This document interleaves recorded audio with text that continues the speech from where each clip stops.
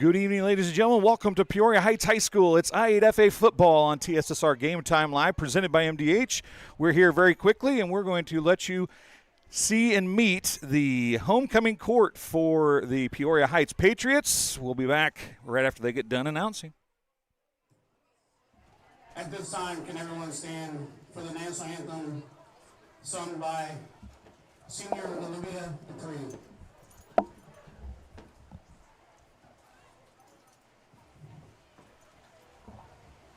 Oh, say, can you see by the dawn's early light what so proudly we hailed at the twilight's last gleaming, whose broad stripes and bright stars through the perilous fight o'er the were so gallantly streaming, and the rockets regular, the bombs bursting in air, gave proof through the night that our flag was still there. Oh, say does that star-spangled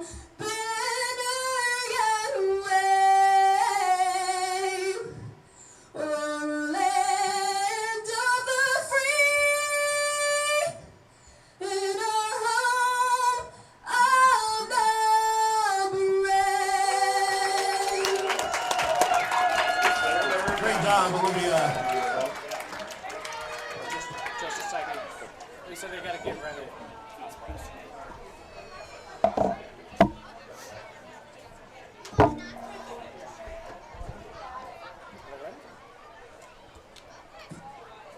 And now for the school song.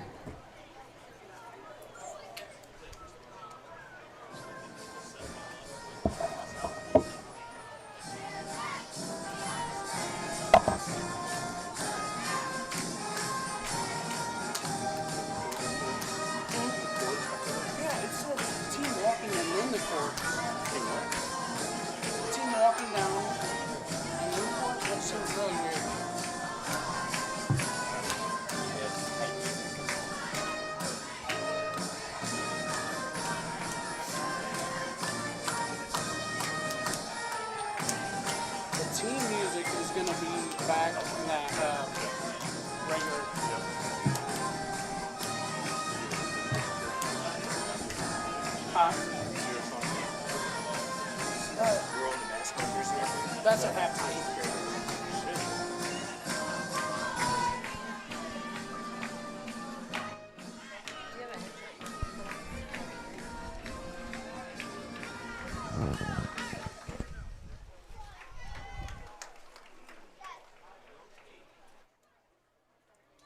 The football team should be coming right now.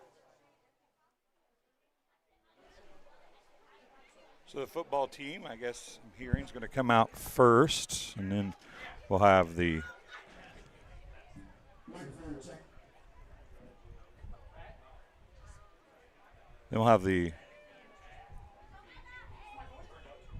homecoming court.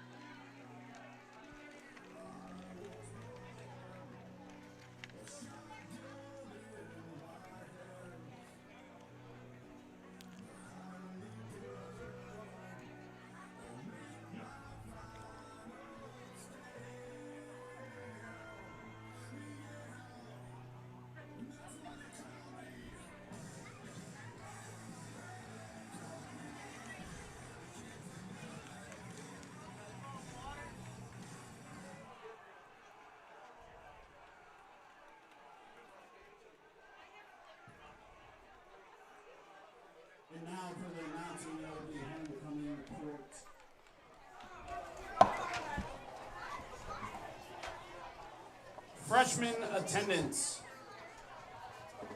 Nona Nig, the daughter of Jessica and Jason Nig.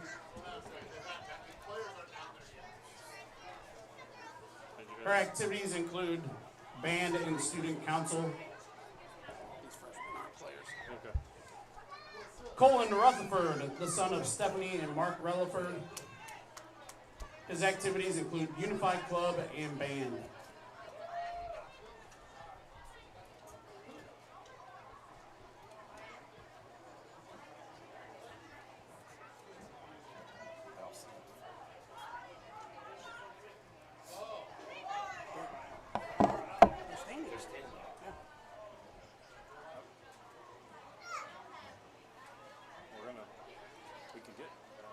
Jammed up, I'm telling you right now. Yeah.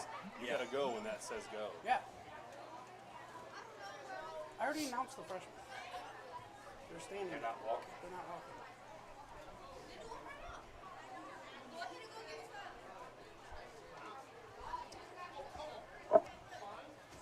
Why isn't she sending them? Just send them to go.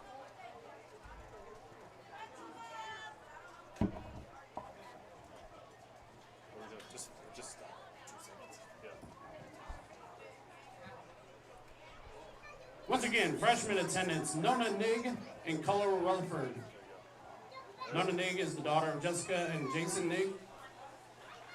Colin is the son of Stephanie and Mark Rutherford. Sophomore attendance, Kiki Ross, daughter of Kirk Ross and Jaleisha Ross. Her activities include cheerleading, mojo, track, vice president of class of 2028, and member of student council. Jorge Castro, the son of Ashley and Jorge Castro. His activities include mojo, student council, president of the 2028 Unified Club, baseball, and basketball. Fireman. Juniors are Sylvia Thornton, daughter of Andrea and Hank Thornton. Her activities include volleyball, basketball, track, student council, key club, and mojo. Crew Shaver, the son of Josie Rampy and Corey Shaver. His activities include football, wrestling, baseball, student council, unified club, key club, bass fishing, and mojo. For the senior attendance, Janaya Brock, daughter of Andrea and Eric Brock. Her activities include cheer and dance. Kason Davis, the son of Jessica Davis. His activities include football and track and field.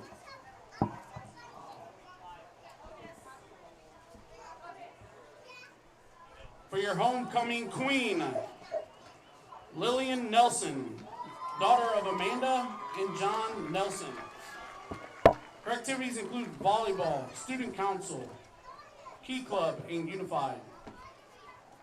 And for your homecoming king, Henry Hansen, the son of Sarah and Jim Hansen.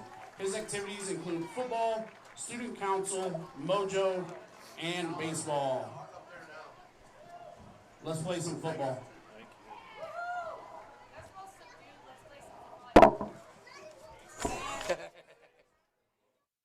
Quarters. 3/4.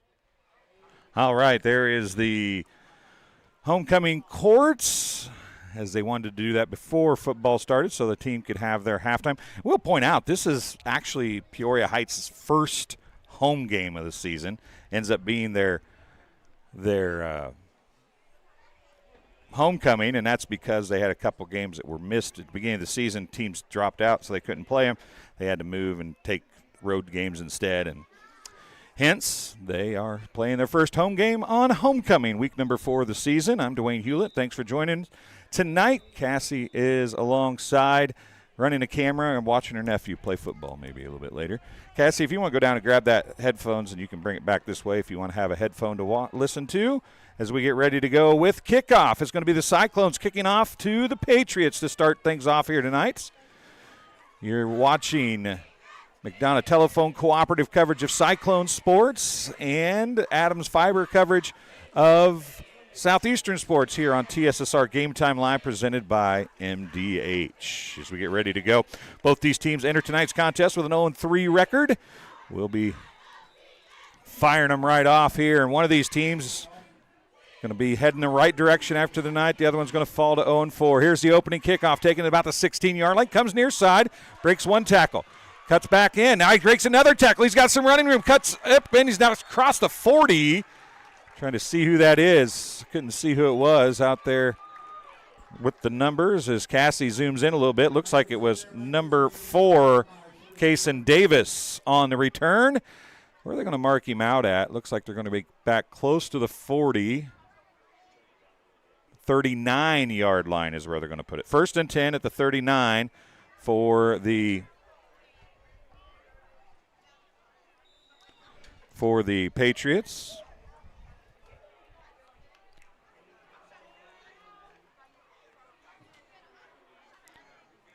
You can stay out a little looser than that. A little farther out. Here comes the first play of the game. It's going to be a pass downfield, open receiver, caught! And he's going to go out of bounds from the 39. It's going to be a first down passing the football. Number 7 on the reception. That's Henry Hansen. From the 39, I don't know where they're going to mark that. It's inside the 30, it looks like.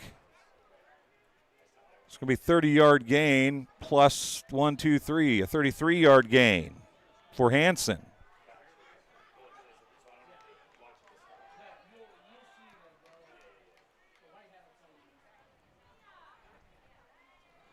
Here's a handoff. Going to go left side this time. Finally. That's number 2, Ashton Hetty on the carry. Short gain on the play. To the 35 is going to be a gain of 3. It's going to bring up 2nd down and 7.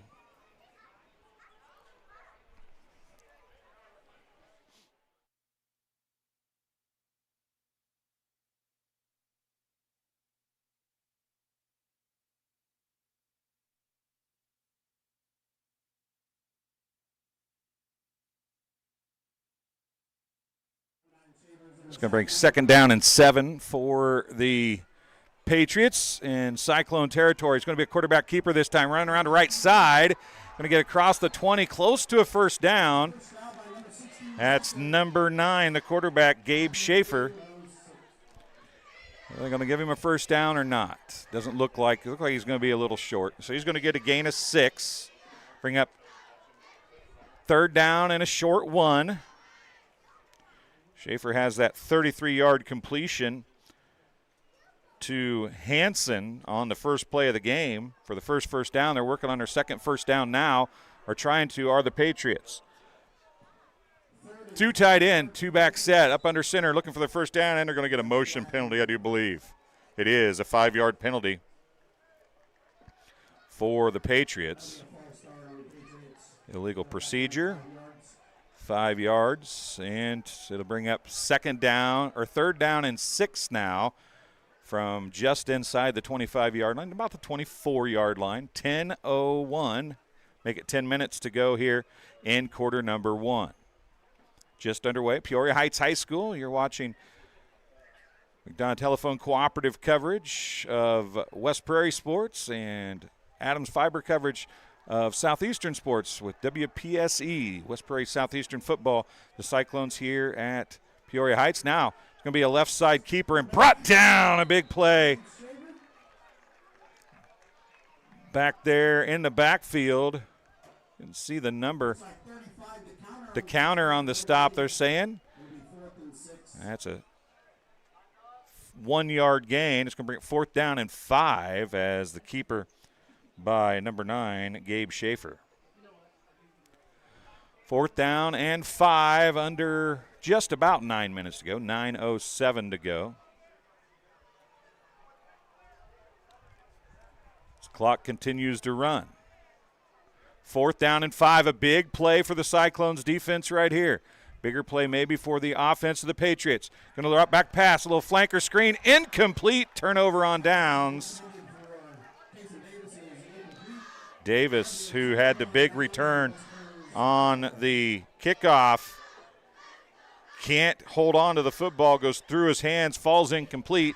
It'll be 1st and 10 Cyclones with 8:50 to go in quarter number 1. The Cyclones will have their first chance to handle the football. Hop in the live chat. Tell us where you're watching from and who you're cheering for tonight. We'd love to have you. I hope that you're able to hear us and see us okay tonight. If you have any of those problems, let us know. If you can't hear us, I guess you can't answer me. But if you can hear us, let us know. First play of the offensive night for the Cyclones. That is Hester on the carry. And it's going to go for a gain of a short 2. We'll call it 2nd down and 8 for the Cyclones.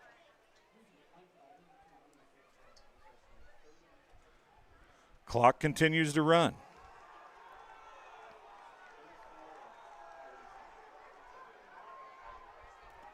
Hester in the shotgun. Handoff's going to go the second back through is Austin Nelson. A little stiff arm, but he's going to be brought down in the backfield. A big-time stop. Seeing who that is, I do believe all the celebrating right there on the hands of number 2, Ashton Hetty. And it is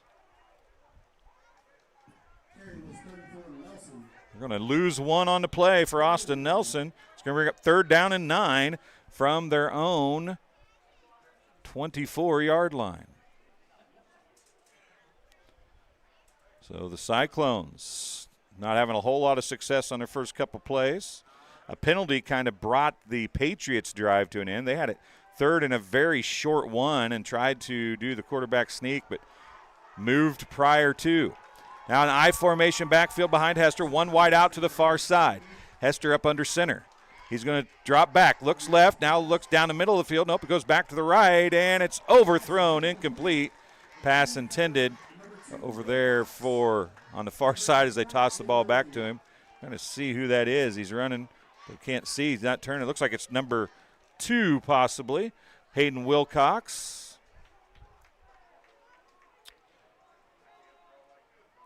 And right back to it they go. We're going to punt. Austin Nelson back to punt. Nobody back to return, I don't believe, for the Patriots. They want to cover the fake. Nice punt by Nelson. He's going to get a nice roll. It's going to go down inside the 35 to about the 32-yard line, maybe 33. That's where the Patriots start their second drive as we just continue to keep the clock rolling here. 7:03 to go in quarter number 1. No score. 2 0-3 teams. Defenses controlling things a little bit here. As the Patriots did move the ball in their first series, but they did not get a touchdown. They actually had a passing first down on the first play, but then couldn't get another first down. Had a nice return of the kickoff as well. I'm going to come out here, have a little conversation as Schaefer with the wideout. Schaefer is going to roll right now, back left, up the middle, tucks it, goes for the run. He's going to gain a little bit, not a lot.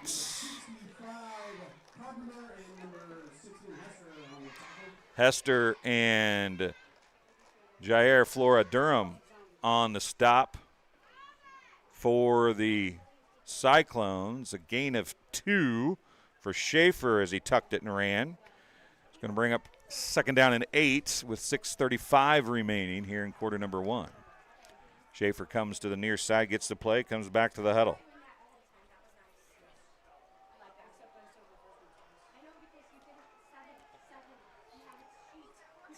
This is always one of our toughest games of the year to film because we're so far away and we don't normally have to zoom as far. And Schaefer's going to keep it. He's hitting the backfield. He's dropped for a loss. Big defensive play by the Cyclones. Bryson Tanner, the counter back there as well, I believe, and others. A bunch of people. Number 65, I think, back there. Jack Carpenter, a loss of 6. Make it 7. And it's going to be 3rd down and about 15. So from 3 carries for 9 yards to 4 carries for 2 yards. And one fail swoop, and it's 3rd down and long for the Patriots in their own end of the field, inside the 30 now. Drops back. Look, oh, a little shovel pass. Got some running room. Late. It's going to go. It is gone. 40, 30, 20, 10, 5. Touchdown, Patriots.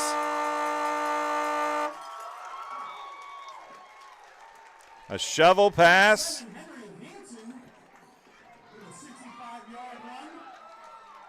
Number 2, I believe.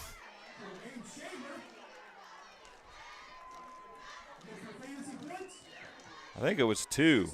I'm going to put 2. I think it was number 2 on the shovel pass. Ashton Hardy.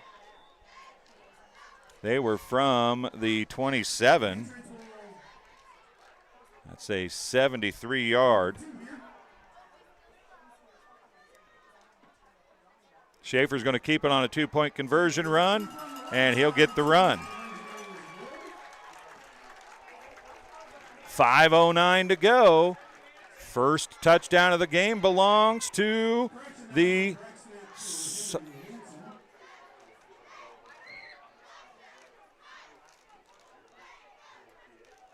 Patriots. We'll see if the scoreboard is going to work here.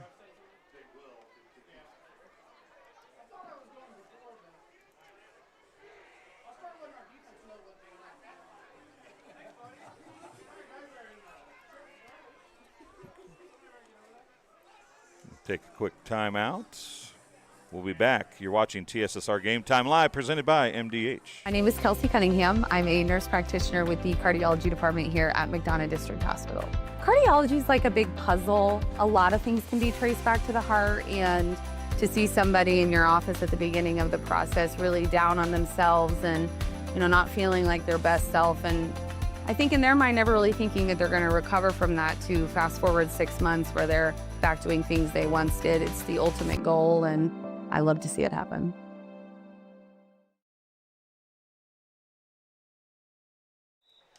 And here comes the kickoff. Squib kick's going to get through the line and recovered by the Cyclones.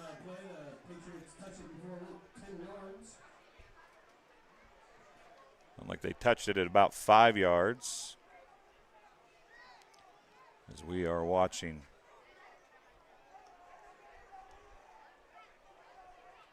Cyclone football here, brought to you by McDonough Telephone Cooperative and Adams Fiber, bringing you Southeastern portion of tonight's contest. So it is 6-0.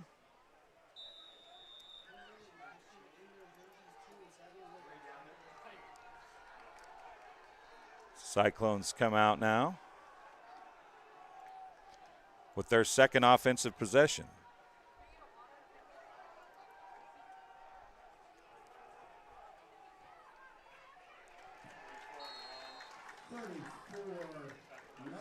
Austin Nelson on the carry. Hetty with the stop. It's going to be 30 yards on the gain for Nelson. 2nd down and 7.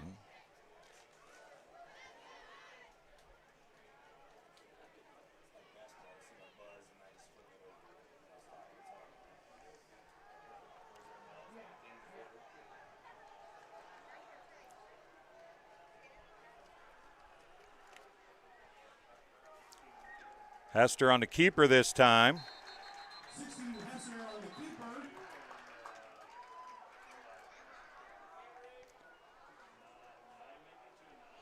Loss of 1.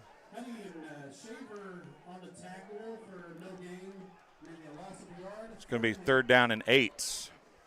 What I was saying a little bit ago is, you'll notice it'll probably take Cassie a little while to get used to this. We are a long ways away from the field here, and when you zoom in as far as you have to, it takes very little movement to move a long ways.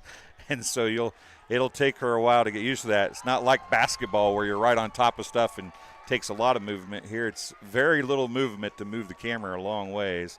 So now we got 4 split to the near side. Alone is Austin Nelson, and it fooled nobody. A loss of 3 for Nelson.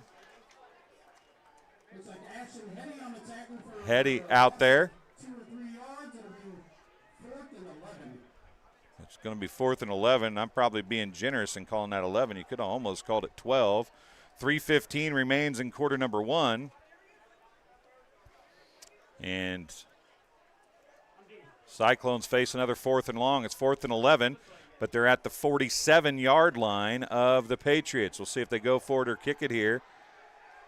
They're in an I formation, single wide out to the far side.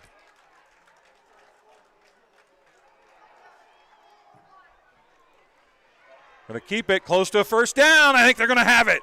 They are going to have it. Pass to number 2, Wilcox. Wilcox on the reception from the 47 down to the 35, make it 34. The 13-yard gain and a first down for the Cyclones. First down of the contest. First and 10 on the 34 for the Cyclones.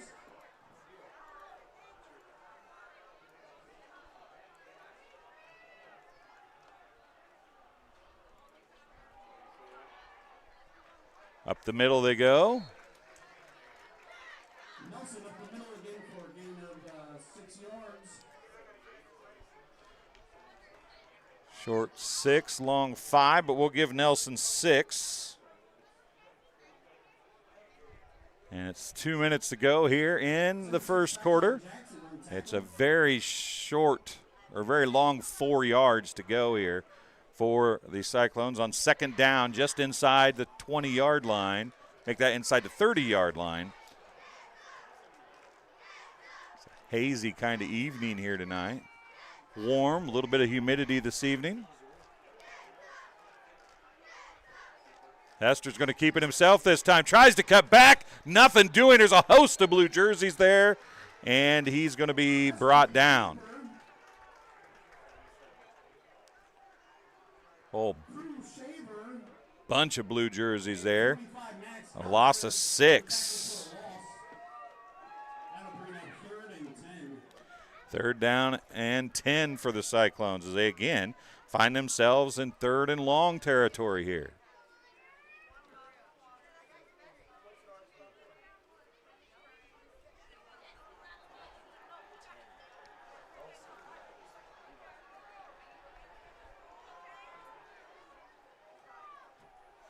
Hester, handoff second back through Nelson. Tries to cut it back. He got somebody grab a hold of the football. Wouldn't let him go. He's going to be dropped after a short gain. Maybe 2. Schaefer and others there on the stop. Yeah, I'm being generous with the 2 there. I'm going to take that away and make it a 1.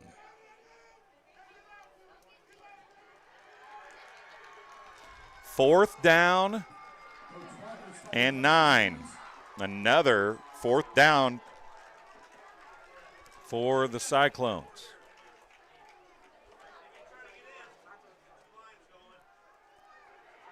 And in the backfield, Nelson is looking like he was going to pass the football, and he's dropped back there by the Patriots. A loss of 7 yards for Nelson. And it is a 1st and 10 at the 41-yard line for the Patriots with 5 seconds, make it 6 seconds remaining in this first quarter.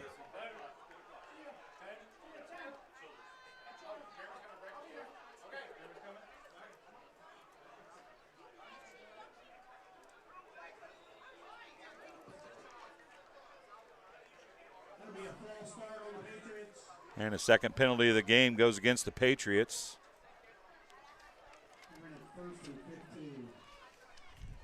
Clock doesn't start. 2 penalties for 10 yards for the Patriots here in quarter number 1.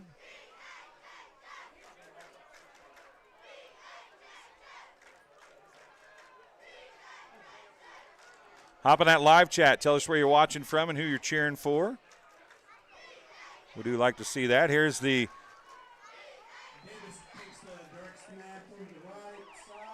and that's going to be no gain on the play.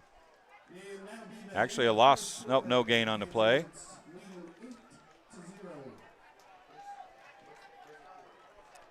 going to be a Schaefer. This is no gain. Into the first quarter of play. It is 8-0, excuse me. Patriots. We'll take a break. We'll be back. You're watching TSSR Game Time Live, presented by MDH. I'm Lindsay Schaefer. I'm a physical therapist specializing in pelvic floor physical therapy here at McDonough District Hospital Sports Medicine and Rehabilitation. Young women, a lot of them have pelvic pain. They don't realize that it's something that they don't have to live with anymore. It's very common for people to have urinary leakage. And I always say it's common, but it's not normal. It's not something you need to live with. I also focus on hip pain, back pain. It's all kind of connected. Any age really can benefit from it. And welcome back. Second quarter action getting ready to start here. As I get us ready to go. It is the second quarter. And it is 8-0.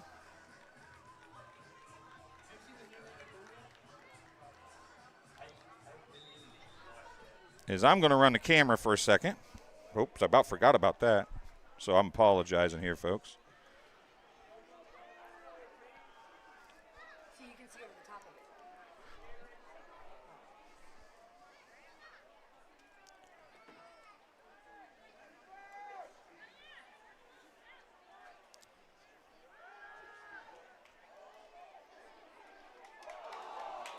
it. Right through the hands of Davis, I believe. Incomplete. Let's put an I right there. Sorry, I'm going to borrow this. Going to bring up 3rd and 15 after the incomplete pass. That was Cason Davis, the intended receiver. Put an I down by number 4 also, if you would. We get ready to go here with 3rd down and long. Both teams have found themselves in a lot of 3rd and long situations.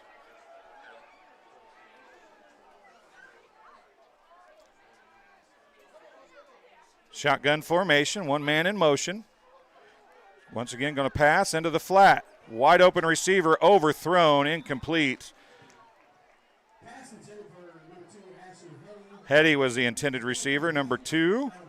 That'll bring up 4th and 15. Might be the first punting situation for the Patriots. That's hard stuff right there, isn't it? Cassie's. You just put the length, the person that ran it. So if he ran it, you put however many yards he got and then add it up underneath. Same there. Yeah, it's pretty simple stuff. Rocket science stats are. Let me tell you. All right. They are in a 3-wide formation. Now, they're going to be a quick kick, I think. Well, what are they doing here? Penalty on the play. Nope. Timeout to the Patriots. We'll take a chance. I don't think I pulled up my sheets yet, but yeah, I did. I did pull them up. This game being brought to you tonight by Ron Elby Auto Sales with locations in Macomb and Augusta. And with 80 years of car sales experience, Ron Elby Auto Sales is your hometown go-to for your next car. In Macomb on East Jackson, stop in and talk to Justin, Jared, or Chris, or visit www.ronelby.com to check out their inventory. And Adams Experts, looking for top-notch local computer sales and repair services? Call Adams Experts in Quincy at 217-214-3423. For fast, friendly, and affordable assistance. We make technology work. That's Adams Experts, your go-to when your computer goes down. And Sports Corner at 124, Macomb's original local sports bar. Sports Corner at 124 with a focus on local sports. Catch WIU games in all the area. TSSR Game Time Live broadcast at Sports Corner at 124. All while enjoying your favorite cold drink and some of the best food in West Central Illinois. Stop in and say hi at 124 North Randolph Street in Macomb. That was in there last night after the Western women volleyball got a win against Chicago State last night. So Caden Strands and Coco Bean, Kobe went in there. Kobe Blackmon, but I call him Coco Bean. I just started that last night. I don't know if he appreciates it or not, but it's good to me. They're going to go for it on 4th down. The pass across the field is incomplete, and somebody ran an out, or he threw an out, and somebody ran a fly pattern. It's incomplete, and it'll come back to 1st and 10 for the Cyclones at the 35-yard line. So that's another incomplete. Don't worry about who it went to. I don't know who. Now you're going to flip sheets here. So get ready to go with the first play of this 3rd drive for the Cyclones. Actually, I think this is their 4th drive, come to think about it. No, this would be their 3rd, wouldn't it, Cassie? 3rd drive for the Cyclones as we get ready to go here. Hester up under center. I formation. Pitch is going to come out to Austin Nelson. Oh, a close. That looked like a horse collar tackle, but no flag coming. Schaefer gets up limping that's their starting quarterback. His little hobbled on the play is Schaefer, but he's going to stay in the football game, it would appear. It's a gain of 5 for number 34, Austin Nelson. 2nd down and 5 for the Cyclones.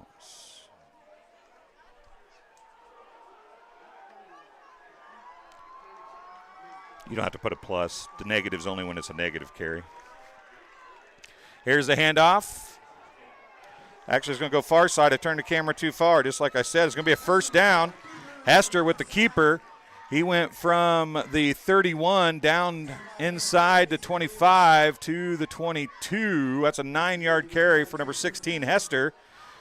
And a R beside the P for a 1st down rushing. And it's 1st and 10 for the Cyclones down to the 22-yard line of Peoria Heights Patriots. 2nd quarter action here, 8-0 Patriots.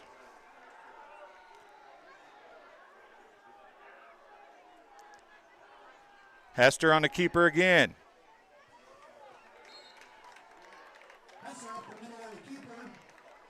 Short gain for Hester. Hanson and Brooks on the stop for it's a gain of 4, 2nd down and 6 for the Cyclones as they are inside the red zone for the first time at about the 17, make it 18-yard line. Timeout on the field is going to be charged to the Cyclones as Coach McCormick and crew wants a timeout.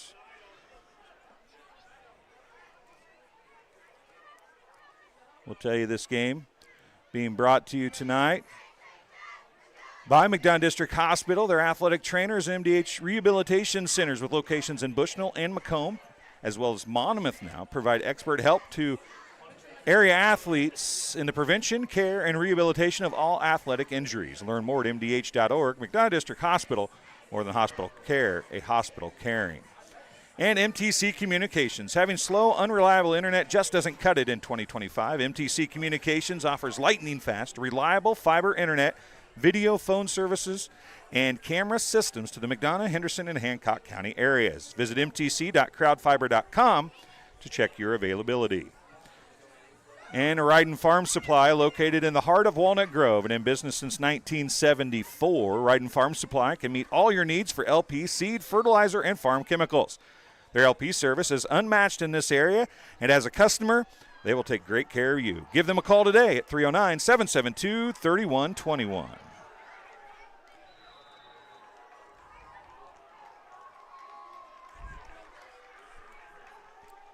Just add it up. Just keep adding it.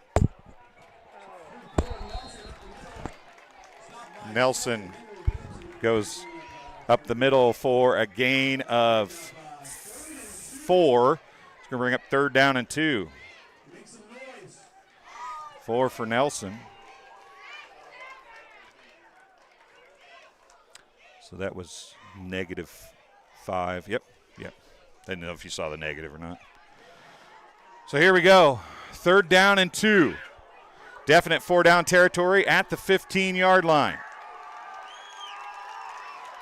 It's going to be a keeper by Hester. He's met at the 15-yard line. Nearly lost the football. On the initial stop was Ashton Hetty. And it's going to bring up.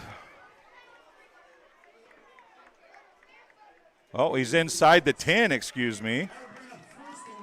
It's 1st and goal at the 10-yard line. So a R first down, an R up there, and a 2-yard, make it a 3-yard gain.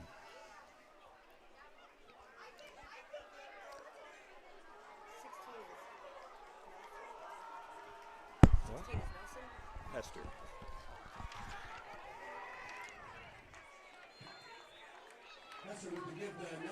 Nelson with the carry that time, number 34. And that's a gain of 5. It's going to bring 2nd and goal at the 5-yard line.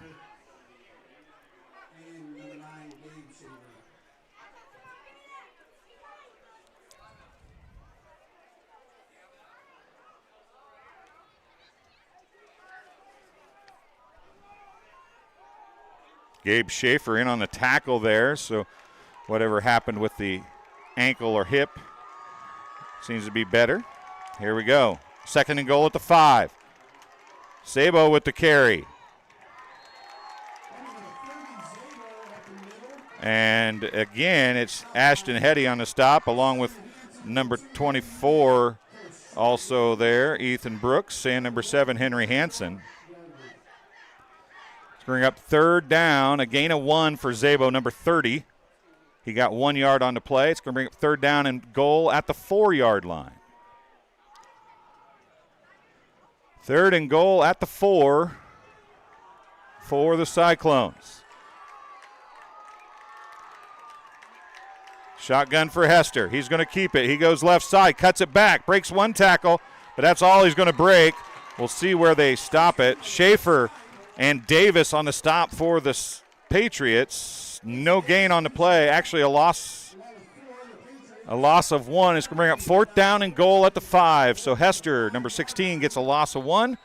And now another timeout is going to be called by the Cyclones, as this is do-or-die territory for Coach McCormick and the West Prairie Southeastern Cyclones. We'll take a quick break as well. You're watching TSSR Game Time Live, presented by MDH. Whether it's an emergency situation or an outpatient scan, McDonough District Hospital's radiology department offers the test you need right here in Macomb. If you need an MRI, a CT scan, ultrasound, x-ray, a bone density scan, or to schedule an annual mammogram, our experienced radiology staff will provide high-quality, compassionate care. McDonough District Hospital, your community radiology partner, growing our legacy one patient at a time. And welcome back here to West Prairie Southeastern Cyclones football, brought to you by McDonough Telephone Cooperative, bringing you West Prairie sports, and Southeastern sports being brought to you by Adams Fiber. We're at homecoming for Peoria Heights High School here tonight. It's 4th down and goal at the 5. The Cyclones trying to get their first touchdown of the night. Pitch is going to go to Nelson. He's got some running. He breaks 1 tackle, breaks another tackle, keeps his feet pumping, but he's going to be brought down shy of the goal line. Hansen is there. Brooks is there. Hetty is there. And it's going to be a turnover on downs inside the 5, right at the 3-yard line, it looks like. Make it the 2-yard line. 1st and 10 Patriots is a big stop by the Patriots at the 2-yard line. Nelson kept pumping, kept fighting, could not get the first down, or I should say the touchdown. He couldn't get a first down where he was at. But the Patriots hold and stop the Cyclones. That means it is 1st and 10 at the own 2-yard line for the Patriots.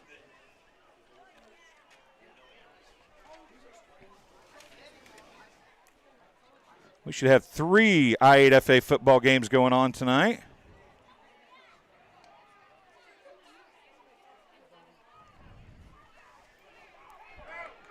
Here's the play, breaking a couple tackles, still making a go of it. breaking more tackles. Hester's going to get the stop. That is Hanson on the run, number 7. Out from the 22 out to the 26. A 24-yard carry for Hanson, number 7.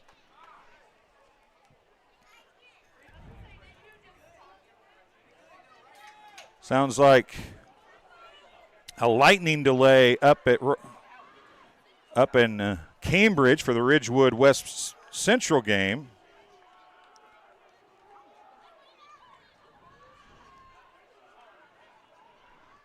As we get ready to go here.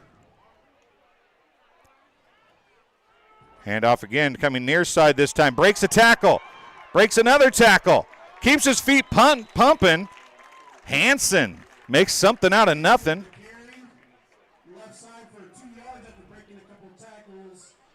He's going to go for, let's see where they marked that at, 2-yard gain. We're up 2nd down and 8.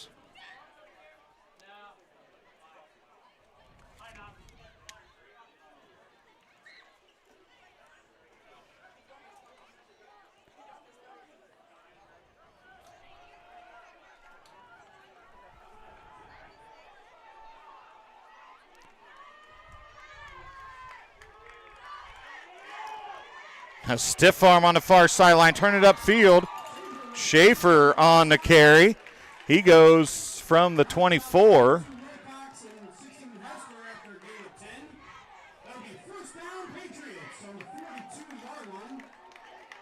The 24 to the 42 is an 18-yard gain.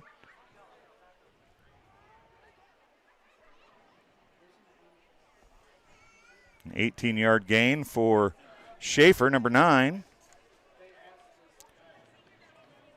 So I'm trying to check on everybody else's games here, folks. We have got a lightning delay in Cambridge, as I said.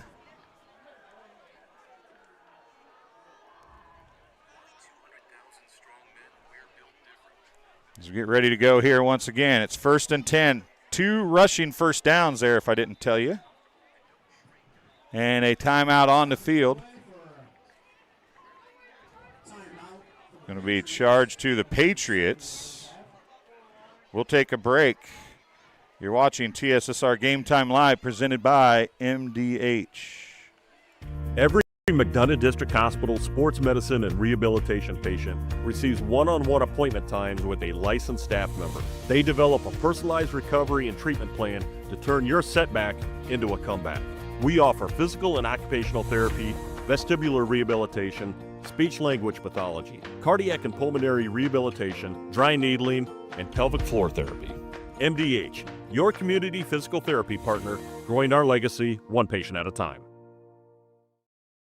And we are back here. Patriots leading the Cyclones. I glanced up for a second and thought that scoreboard said 110-8 for a second. My eyes aren't real good. The Spartans are losing to the Wildcats at Bushnell right now, 22-6 in the second quarter. Sorry about that. I'm not watching my job. I forgot what I was doing. Caught up to it, though, a little bit late. On the run is number 2. Ashton Hetty. And he goes to the from the 42 to give him 11 yards for number 2. Number 2 gets 11 yards.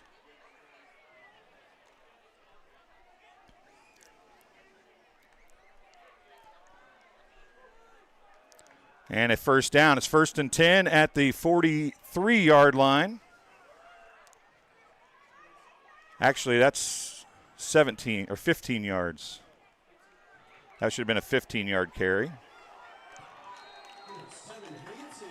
Hanson on the carry this time. Another first down from the 43 down to the 31. A 12-yard carry. Well, no. 11 yards. As you see it over there. 11-yard gain for number 7, Hanson. And it's going to be another first down. Another R at the top. They are rocking and rolling down the field now, are the Patriots. 3:40 to go in the first half.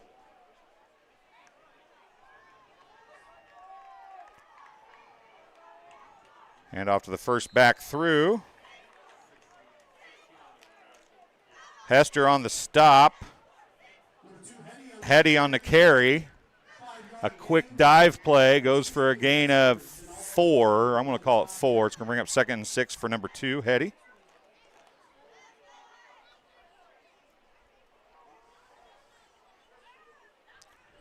Second down and a short 6 now for the Patriots. 3:03 remaining. And make it 3 minutes remaining in the first half. Patriots started this drive on their own 2-yard line.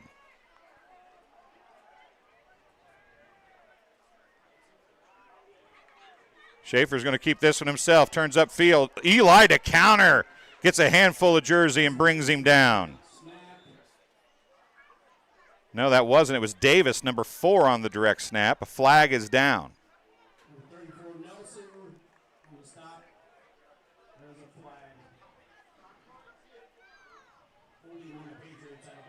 Going to be a holding penalty. So right there, put a 10 and then add the 2 10s together if you would. A 10-yard penalty, must have been holding. Bringing up 2nd down and 16.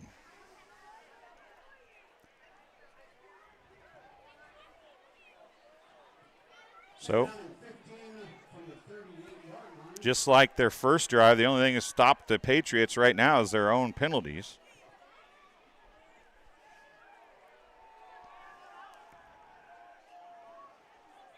Wide receiver far side, single setback. Beside Schaefer. He's going to drop back. Got one receiver downfield. It's caught. And that's going to be Ashton Hetty. Hetty with the catch.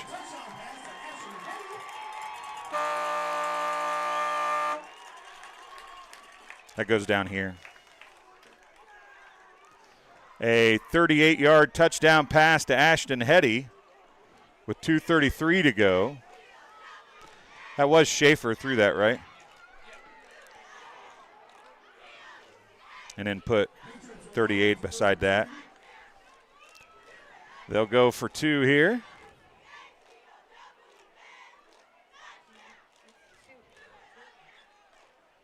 They both get 38. One's for passing, one's for receiving. Schaefer. No, it wasn't Schaefer, I don't believe. We'll see here. Hanson on a direct snap. 2-point run is no good, but with 2:33 remaining in the first half, it is 14-0 Patriots. You're watching TSSR Game Time Live, presented by MDH.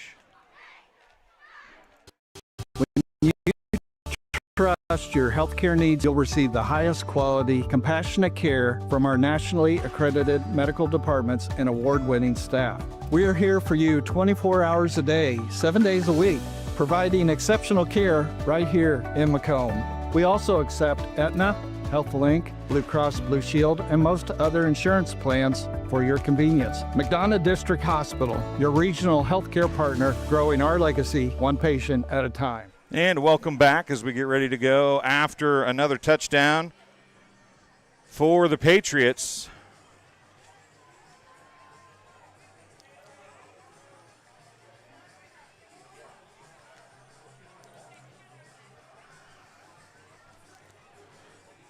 A 38-yard touchdown pass on 2nd and 16 results in a touchdown, a broken tackle, and Patriots have a 2-score lead now over the Cyclones. Cyclones turned it over on downs at the 2-yard line. And over there on the recovery for the Cyclones, Cade Chambers on the recovery. Going to be 1st and 10 Cyclones at their own 45-yard line. 2:31 left here in quarter number 2. We'll have a halftime interview from MDH, some halftime stats at the midway point. We'll let Cassie kind of take over the camera again in the second half. At least she pays attention. I haven't paid attention about 5 different times. She's had to say, hey, they're playing.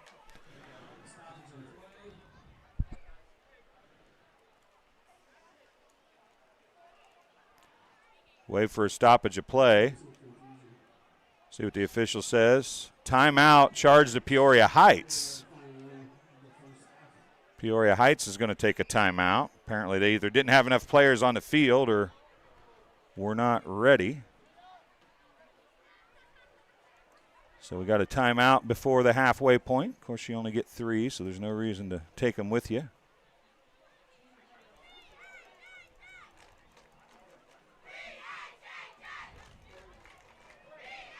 So get ready to go here with what could be the final drive of the first half.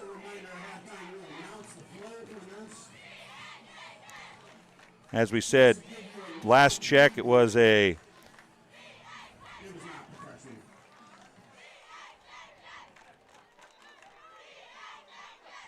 lightning delay at Cambridge. Let's see if they're back to playing. They are not.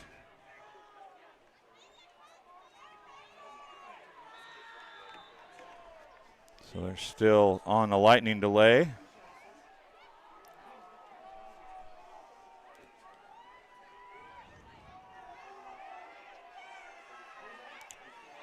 Austin Nelson on the carry. He's going to gain, see where they mark it here. Yep, it's going to be a gain of 9. It's going to bring up 2nd down and 1 from the 46 of the Patriots. Clock running, 2:10 to go. The Cyclones used 2 of their timeouts on the last drive. It's an I formation behind Hester. In a hurry are the Cyclones trying to get something on the scoreboard here. Handoff's going to go to Nelson. He's going to go left side, bounce it back right, but he's got a player around the ankles down there. We'll see who that is. It climbs up off the bottom of that pile. If I can stay on him and keep an eye on him, it's going to be Hansen. Hansen got his first ankle and just held him up, but it is going to be enough for a first down. It's a gain of 4 for Austin Nelson and a first down for the Cyclones. 1:44 to go here in quarter number 2. Clock continues to run. Cyclones trying to get on the scoreboard, get the goose egg off and get this one possession closer here in the second quarter. I formation again. Offset, it looks like, to the left.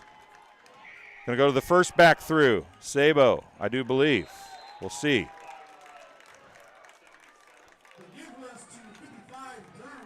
Durham, actually, number 55 on the carry.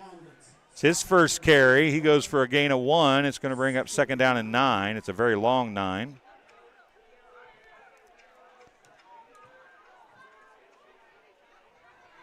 Jair Durham. Now going to come with a wide out to the near side. A late returning player is going to be the fullback Zabo. Try to spread things out. Hester's going to look down to the right side. He's got an open receiver, but he overthrows him. It was intended for Wilcox, Hayden Wilcox, number 2, but it's going to fall incomplete, overthrown, and it's going to bring up 3rd down and 9 for the Cyclones as the clock is stopped with 43 seconds remaining here in quarter number 2. So the first half about to come to an end here at Peoria Heights High School. And a timeout going to be called. It is for the Cyclones, and probably not when they wanted to call it, but at the same time it's 3rd down and 9. They need to get a first down here, or all the time in the world doesn't matter. It's 3rd and 9 for the Cyclones. Coach McCormick going to take the timeout. 14-0 the score as we approach the halfway point. Still 43 seconds after the incomplete pass thrown to Wilcox by Hester. And we are moving through a relative quick first half. As in Cambridge, it's 0-0 still in the first quarter. And a lightning delay, but there are some people out on the field now. We'll see if we can get Wyatt Reed to answer us here and tell us what's going on in a few minutes as we get ready to go.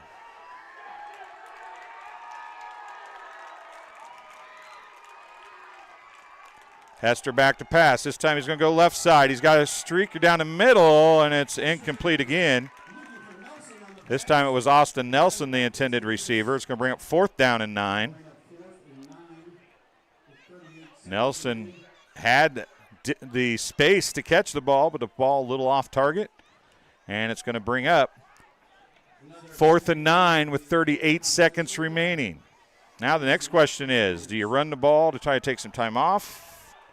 What do you do here? And then if the Patriots get it back, do they give it one big whirl for a big play at the end of the half? We'll find out. 4th and 9.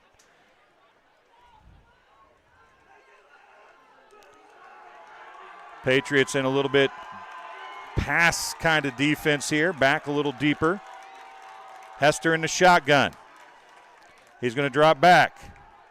Throws it downfield again and overthrown. Intended for number 23 that time. That is Bryson Tanner, and it falls incomplete. Turnover on downs, 1st and 10 at the 41-yard line for the Patriots. And now the question is, do the Patriots try to make something happen on their last couple plays of the first half? I believe they still have one timeout remaining. 32 seconds left.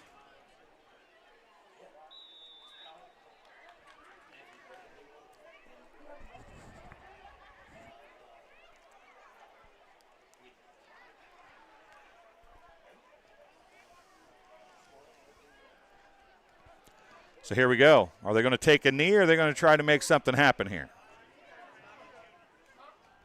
A bit of a safety formation, but we'll see. In motion. Pitch. Halfback option pass. They got an open receiver. It's dropped. Trying some shenanigans there with 30 seconds left in the half. The Cyclones didn't really bite on it, though. They had coverage back, and then they also had pressure on the halfback passer. If they had time for the wheel route that was coming near side, I think that might have worked, but they didn't have time. And here comes where that was our one shot, and we're going to take a knee and go in with a halftime lead here. And there is the knee. That'll bring the first half to a close as the Patriots lead the Cyclones at the half. 14-0. Both teams looking for their first victory of the season. We'll take a break.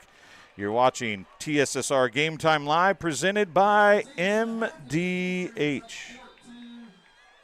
Here at MDH, we provide one-on-one care to our patients. This allows them to feel supported and empowered during their labor process. The Tower of Power is a cart full of tools and resources to help support women during their labor experience. Items include massage therapy tools, aromatherapy, personal care items, music therapy, and features our labor menu. We provide a celebratory dinner to each family to congratulate them on their new little one. We strive to create a safe and supportive environment where each mother's unique birth plan is respected.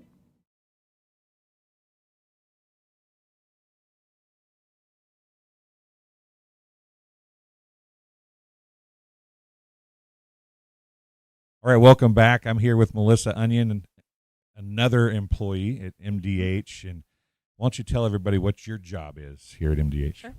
I am the Director of Obstetrics here at MDH, so I oversee labor and delivery, nursery, and postpartum care.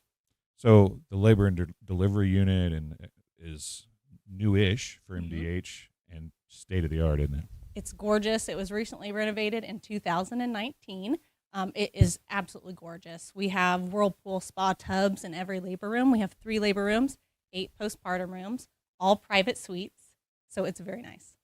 What is it about labor and obstetrics that's important for a hospital? Because you see so many hospitals that are losing that department.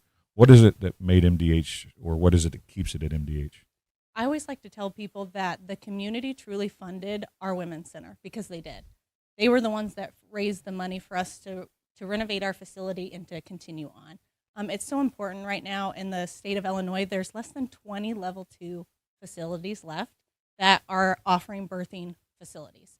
So it's so important and vital for our community to keep those facilities going. Well, obviously you're local. You're from the Rushville area, so you're local to the region anyway. So you can feel that personally as in MDH's growth in the area. It means something to you because you're from here. Absolutely.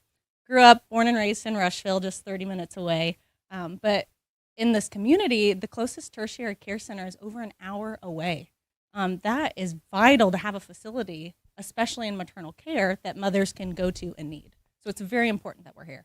Well, we've talked about in our interviews in years past and now and this year about how important the staff is. You know, it doesn't matter how good the facility is if you don't have a good staff. And it seems like everybody you talk to at MDH cares about their job and what they do. I think that's what's so unique about a rural facility is we all know each other. At larger facilities, sometimes you're just a number. Where here, you're an individual. We see you as a true person. Our staff is truly a family. That's something that we pride ourselves on because we are such a small-knit group. It's wonderful to be a part of. You know, some people, as they chase a career, and I'm not saying you're chasing a career, but as you chase a career and you move up the ladder, you know, you want to move up to bigger and better things, quote unquote. It seems like there's a lot of local folks that climb the ladder at MDH and that's where they want to be. And you seem to be one of those people too. What is it about MDH that makes you want to climb the ladder here, but you want to stay here? Once again, it's that small town feel, that sense of community within our hospital. We have a great administrative team that's really supported a lot of the younger leaders to continue to grow and to grow up that ladder and to give us the skills that we need to do so. So I really owe it to them to assist me to do that. If you talk about the labor and delivery wing, pick out a couple of things. You mentioned the whirlpools. Let's leave that out. Mention a couple things from the department that you think helps MDH stand out. So because we are a rural facility, we are able to provide one-on-one care to our moms when they're in labor. We've recently been recognized for our Promoting Vaginal Birth initiative from the state of Illinois. And we've implemented what is called a power tower that has all sorts of tools that moms can use during their labor to empower them through that process. And our staff love working with the moms to do that. And obviously you work with the moms, but care for the babies after they're born is key also. What is that? How do you guys separate those two things? Do you feel like both are equally as important, and are you able to handle both equally as well? Absolutely. So we're unique once again in the sense that we have to be versatile in all areas of obstetrics. If you go to a larger facility, usually you pick one area that you're an expert in, where we have to be an expert in all areas. And I think that really makes us stand out. That's not something that we take lightly. We jump in and we try to be the best in every single area that we can be. Well, Melissa, I thank you for coming and talking to us here, and it's a beautiful wing, and do everything you can to keep it as beautiful as it is, because I know that the mothers appreciate it. So absolutely. Well, thank you. We'll be right back after this. And welcome back. I'm here with Emily Alden now, and Emily, patient advocate. Is that right? Yes, that's correct. That sounds like a title that encompasses a whole lot. Let's first put it in simple words if you can, and then we'll kind of go in depth with it a little bit. Yes, as the patient advocate, there is a lot to do in the role, but it's a fantastic opportunity. So generally speaking, I will help patients. I will talk about the service that they have here and just in general measure the patient experience for the entire organization. Well, speaking of knowing the entire organization, kind of the theme has been everybody knows everybody at MDH because you're a smaller rural hospital, even though MDH offers a lot. You literally have to probably know everybody or most everybody because you need to know what each thing's going to happen if that patient's dealing with it. Yes, that's very true.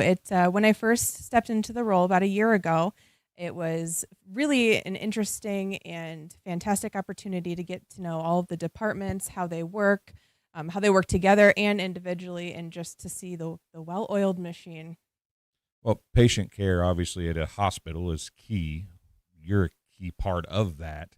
What is it about patient care at MDH that makes MDH special? Service excellence internally to provide the best patient care is top of mind here for all of our staff across every single level, every single department, and the organization as a whole. It's a big focus. So we make sure that we take care of our patients, and that way they have the best experience possible. We're very open to feedback. We always want to improve in areas that we can improve. So we always have open ears. We always appreciate the feedback that we receive. You are working with all departments. And when a patient comes in, let's say they come into the ER, and then they come to ICU, and then they go to the floor, your job kind of is to let the patients know what you can do, right, or what you offer, what they can do. Am I missing that? Is that correct? Yes, actually, our case management department is instrumental with that side of things. Every once in a while, I'll step in and just check in on patients, see how their experience overall is going, to collect that feedback and see if we can implement any changes to make it even better. So you deal with patients in so many different departments, and really they can go all the way from getting here in the ER to physical therapy on the way out, right? Yes, absolutely. So MDH has a lot to offer our patients. So while you're here, if you're just running in for some outpatient tests, whether it's lab work or visiting our radiology department, convenience clinic, visiting your primary care provider over at MDH Family Clinic, emergency room, labor and delivery, there's so many different departments that work so well together, and our team is a family. The organization in itself is a family. And so everybody does a great job at trying to understand what departments do that aren't their own, so that way we can make it a seamless experience for our patients. Well, and then as a patient advocate, right, you just kind of all that together and look at it, right, and then see as patient A comes through, what can we do to make patient B, who might follow them, a little bit better next time? Absolutely. So as you do that, what kind of things do you look for? I mean, what I would imagine with MDH, as it continues to improve, you start looking for smaller things, right? So the obvious things are maybe gone. So then you start looking at little things to make the sometimes the worst experience of their life, right, a little bit better as they work through. Yes, most definitely. So you never know what kind of day somebody's having when they walk through our doors, and you don't know what they're necessarily here for. So it's important to keep an open mind and take a look at what can we ask them that's specific to their experience. Why are they here? Comfort them and make sure that we ask the right questions so that we can purposefully pull out information that we can work on. Yeah, and I think we've talked a lot about different things from different people. You're, besides Bill, the CEO, you're the one person that kind of helps with, like, it gets your hands in a little bit of everything as far as the patient is concerned. Everybody's talked about it being a family, and you've even mentioned it being a family. Is the fact that everybody knows everybody as far as employees, from the CEO down to the CNAs, does that kind of make your job a little bit easier? Absolutely.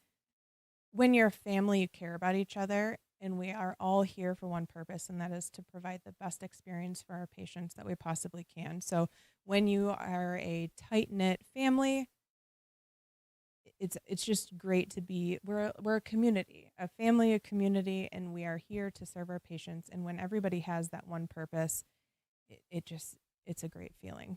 Well, Emily, I appreciate you stopping and talking to us, and keep fighting for the patients. Yeah, absolutely. Thank you very much. We'll be back after this. And welcome back here to Peoria Heights High School as you're watching McDonough Telephone Cooperative coverage of West Prairie Sports and Adams Fiber coverage of Southeastern Sports, as the West Prairie Southeastern Cyclones have made the trip to Peoria Heights to play the Patriots. Patriots on their homecoming night, leading 14-0. I'm Dwayne Hulett. I'm going to go back to my normal position of trying to help keep stats here and talk about the game itself. Cassie going to go back to running the camera in the second half. I want to thank her for coming along. It's Kenny home sick tonight. We had some changes in what we were going to do at the last minute, so I ended up coming over here as we continue to move through this football season. If you're just tuning in, last check just before half, it was 22-6. Galva beating BPC in Bushnell tonight, and in Cambridge, Ridgewood and West Central still in the first quarter as they are under a lightning delay. Last chat with Wyatt Reed, who's calling the game for TSSR Game Time Live, presented by MDH, said 8 to 8:10 to 8:15, or 8:10 back on the field, 8:15 to play if there is no more lightning. So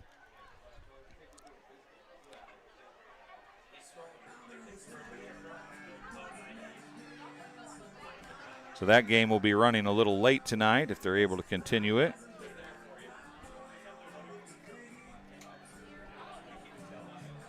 Shaver is number 9. I guess I was saying Schaefer. Julie, I apologize for that. So I'll try to correct that here in the second half. Don't forget, live chat's open. Hop in there.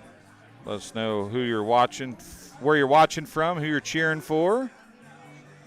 We'd love to see that. The kids can, if they go back and watch, can see that as well. This game tonight being brought to you in part by M&B Furniture, Bushnell's only furniture store. M&B Furniture is a mainstay in the community and offers free delivery within 40 miles for everything you need to furnish your new home or replenish an old one. Stop and see the fine folks at 41 West Main Street in Bushnell, or find them on Facebook, Instagram, and on the web at www.m, the word and, B Furniture, Inc. as in incorporated.com.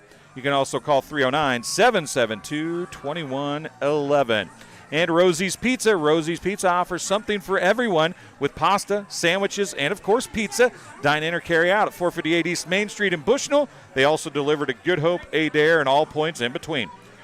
For delivery, call 309-772-2101, as we've got about 6 minutes and 45 seconds left in the half here.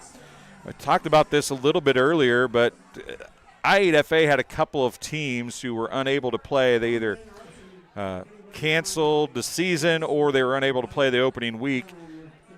Both of those scenarios happened to Peoria Heights in the first 2 weeks. They were able to play games, but they had to play games on the road instead of at home. So this homecoming game is their first home game of the season, and as I said, it is their homecoming game.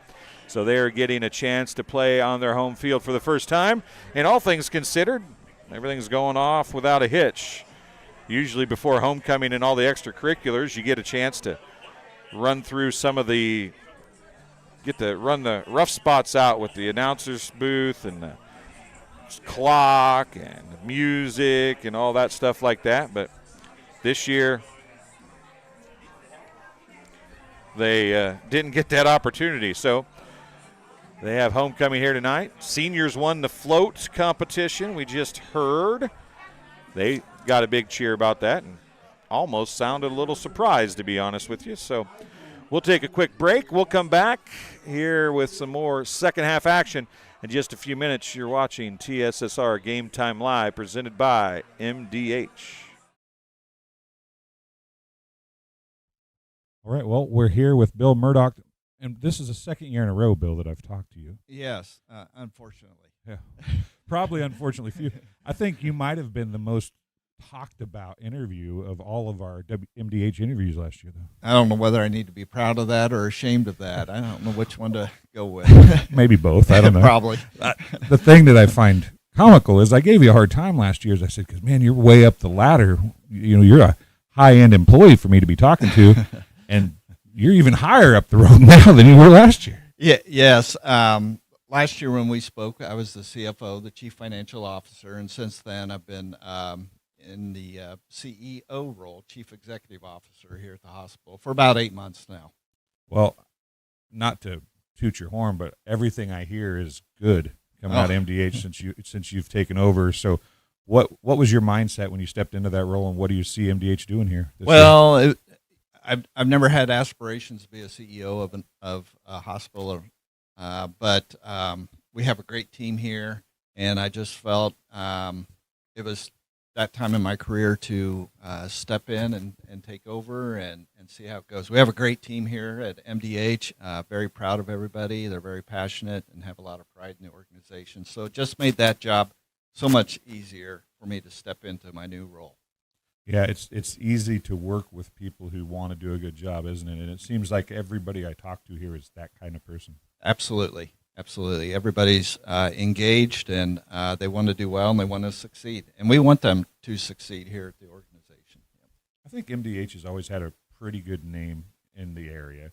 What are you trying to do for MDH to even step that up a little bit more? Right. So Pat Osterman and myself, we've done a lot of community relationship building, reaching out to the community leaders, reaching out to our competitors to see how we can work together better to be a stronger organization overall. Yeah, strong organization, and you guys continue to add pieces and parts. You've expanded to Monmouth. We talked a little bit about that with your urgent care and physical therapy. The pharmacy is looking really nice right now. Right, and it's ready to come online. The construction's finishing up this week, and then next step is to get the certifications, inspections going. So we should be open for business later at the end of this year or first part of January. So we mentioned last year you're relatively local to the McDonough County area. So you're one of the first CEOs that I remember that's local to McDonough. You have like a foothold in the area. Does that make this job, not that being CEO of any company doesn't have meaning, but does it mean a little more for you because you are from here? It does, and it helps. I think it builds trust because they know I'm local. I'll have that connection with the community. Yes, my mother owns farmland south of town. My father-in-law owns farmland here. My wife's a bomber. She's a leatherneck. I'm a leatherneck. We got kids that are leathernecks too. So I feel like we have a lot of fabric in the community to take this organization to the next level. Well, we're going to keep the interview shorter, but I cannot get done with this interview without asking if you got any deer last year. I did. Actually, yes, I did. And as we talked last year too, I participate Hunters for the Hungry, where we donate our harvest, and I did that last year. So yes, I was successful. So you spend a lot of time at MDH and helping people, and then you're helping people when you're home too. Try to. That's a little different. You know, you're by yourself, and sometimes that's good to decompress and do all that. But yeah, no, it works out well. So what's been the biggest surprise? You never had any ideas of wanting to be CEO. What's been the biggest surprise so far since you've taken a job? Oh, I think just the loyalty our staff has for the organization. They want it to do well, and I think with that support has made this job so much better for me. Well, Bill, I appreciate you talking to me. It's always fun getting to talk to you, so hopefully we'll do it again next year, and we'll have new big things to talk about from MDH. Let's plan on it, and thank you for your time and having me on again this year after last year. Hey, not a problem. Like I said, you were the biggest fan, I think, supported video of all of them. So we'll see if you can continue that. Maybe I should give an award. You think? I think we should come up with an award. Okay, you work on that, okay, and then we'll talk about it. Okay, I'll do that. We'll be back with the second half in just a few minutes. The MDH Community Pharmacy in Macomb is open 7 days a week, including extended hours on the weekdays for your convenience. Our team is available to answer questions about all your medications, and we offer free local home deliveries. Aetna, Blue Cross Blue Shield, Medicare, and most insurance plans are accepted. McDonough District Hospital, your community healthcare partner, growing our legacy one patient at a time.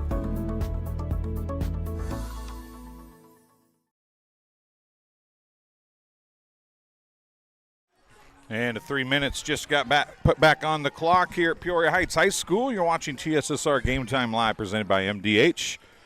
I'm Dwayne Hulett. Thanks for joining us tonight as we get ready to go with the second half, the 3-minute warm-up period at the end of an extra long homecoming halftime. Puts us 3 minutes away. Jair getting a little love in the chats from Jeffrey Durham. Says doing working hard out there. He's proud of you, and he got a carry tonight as well, did Jair. So cool to see that. Get young man who has played sports all through high school get a carry here tonight. They are just about ready to get back underway. They were supposed to start at 8:15. Last check with football at the West Central Ridgewood game. We'll see if they are playing or not. They are playing. It's still the first quarter, but they are playing. Rutgers and Iowa tied at 21. I'm seeing in the live chat there. So it's still 0-0 Heat and Spartans of Ridgewood. Spartans and Heat both 2-1 in that one. We'll try to take last look here, or last look in Bushnell. It's a 4th and 9 right now in Cambridge as the Spartans have it 4th and 9. Ball's on the ground. It's going to be a turnover on downs. And it'll be the Heat's football coming up with it, number 55. I don't have his roster in front of me at the moment.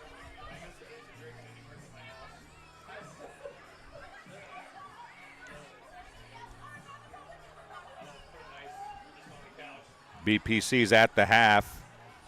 34-6, Galva over BPC at the half. The BPC band's playing currently. So they're just getting underway, essentially, for all intents and purposes, in Cambridge. The other two games that we're covering tonight are at the half here in I8FA football. Take a look at our friends up at Spotlight on Illinois 8-man football and see if they've got some updated scores yet from anywhere. As we are about to the end of the 3-minute warm-up session. Pawnee beat Unity Christian 41-8. Metro East Lutheran 46-0 over Blue Ridge at the half. West Carroll 13, River Ridge 0 in the first, with a lightning delay there as well. As we get ready to go here, it's going to be the Patriots kicking off to the Cyclones to open the second half of play. We adjusted the camera a little bit. Hopefully it'll work a little better for Cassie, because I'm a smidge taller than her, and the camera was about perfect for me. And Hayden Wilcox, going to be back to return deep all by himself as we get ready to kick here. And a little squib kick again, goes the far side, going to be recovered. Oh, it's touched, and it's going to be Patriots football. In the pile over there, on the bottom of it, a blue jersey, I do believe. No, a white jersey's down there. Who come up with it? Oh, it was the Cyclones coming up with a big recovery for the Cyclones. And it was number 44, Cade Chambers, coming up with it. I thought sure a blue jersey fell on that football. But Cade Chambers comes up with it for the Cyclones to save the proverbial day. At least at this point, it's going to be 1st and 10 Cyclones at the Patriots' 48-yard line.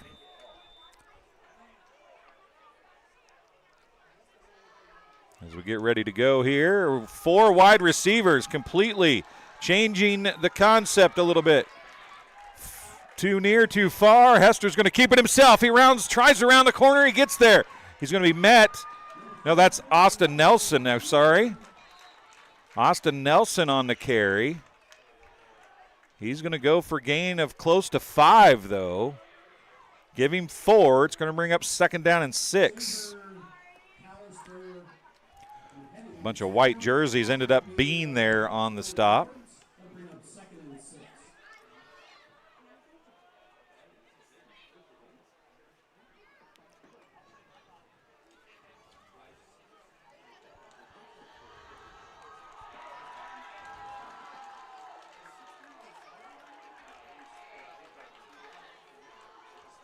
.33 yards for Nelson now. Going left this time. Stretching it to the sideline. Nelson this time a much shorter gain. Looks like maybe a gain of 1. A short one. We'll call it 1, though, and it'll bring up 3rd down and along 5.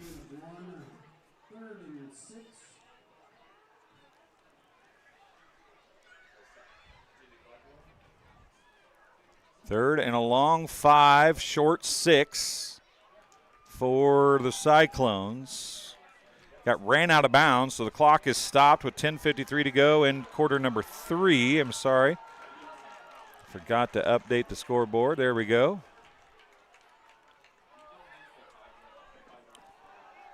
Hester to throw this time. Gets it to Nelson.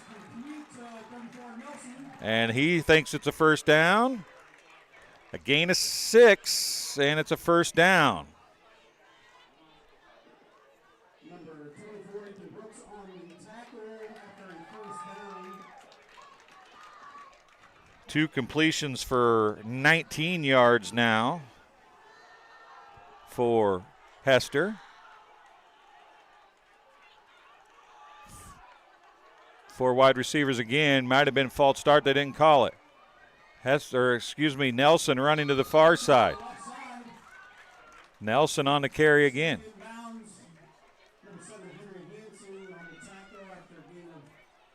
He's going to get 6 or 7. We'll see where they mark it.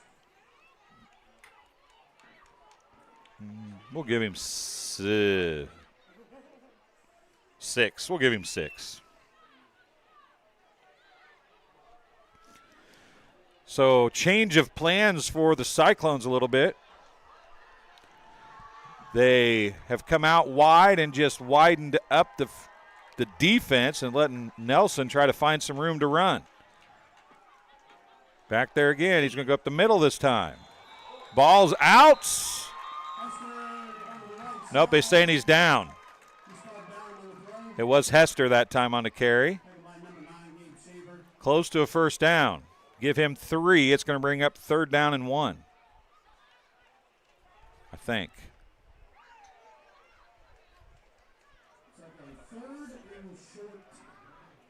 Give him 3 for Hester.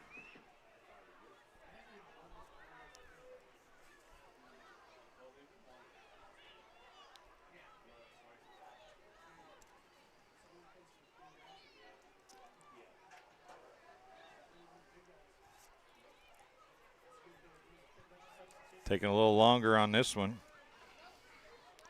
3rd down and 1.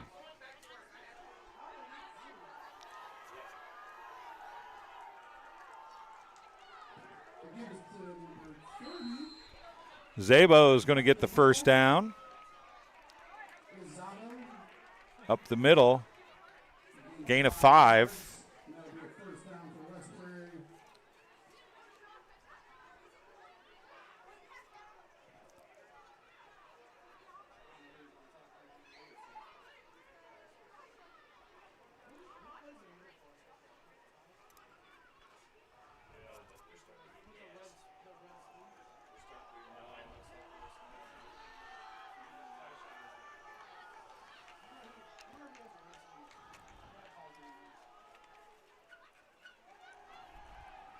Back to pass again across the middle. Intercepted and bringing it back upfield for the Patriots. Big hit right there. He's going to be down at the maybe a flag down. I'm hearing a whistle blow. Got a hurt player on the far side over there. Not sure. It was the person that made the interception.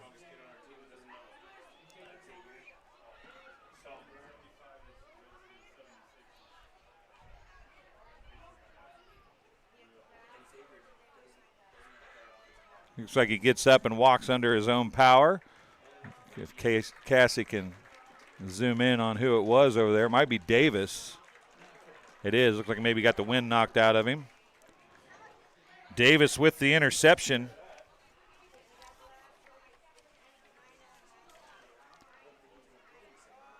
Kason Davis, wide receiver, running back, defensive back, 170 senior. Gets the interception, a big turnover by the Cyclones. First and 10 at their own 30-yard line. 7:59 to go in the third quarter. 34-6 at last check in BPC at halftime. Galva with the lead over the Spartans. And breaking some tackles, Nelson's going to get the stop. I believe it is number 7, Hanson. Nelson gets the stop. Hanson on the carry. It's a gain of 8.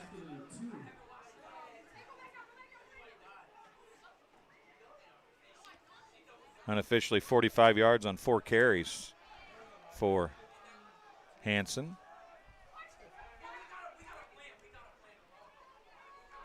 Wide out, 2 of them to the right side now. Handoff's going to go up the middle. Breaking the tackles, Hanson. He's got a lot of running room and a blocker out ahead. Going to be dropped inside the 30 from the 38. So that's 12 yards to get to the 50, and we'll see where they mark it. 32, 34 yards for Hanson on the carry.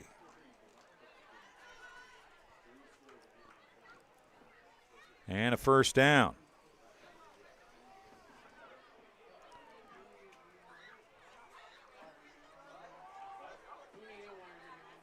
Patriots looking to make this a 3-possession game.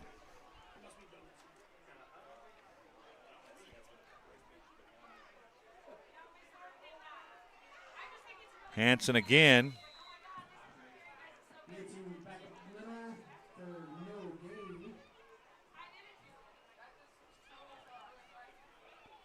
believe that was Hanson. No gain on the play.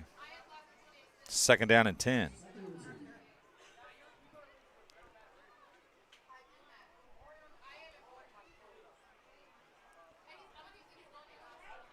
Clock running, 6:10 to go in quarter number 3.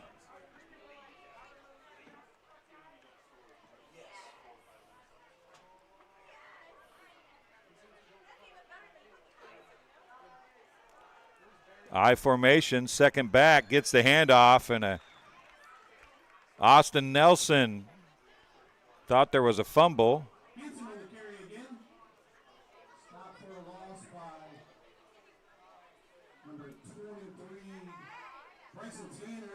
Bryson Tanner and Austin Nelson on a stop. A loss of 5 for Hanson. 3rd and 15.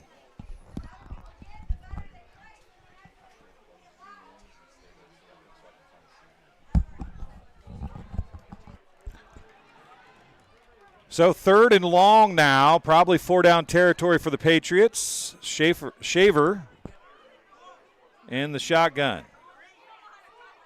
Delay, fakes, overthrown, intercepted on the far side. I think it's Nelson. Down the far sideline he goes. 10-5, touchdown, Cyclones. Austin Nelson with the INT, the pick 6 from about 65 yards. And the Cyclones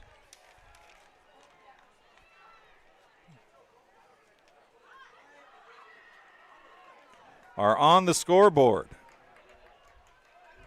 Austin Nelson gets the INT return, pick 6.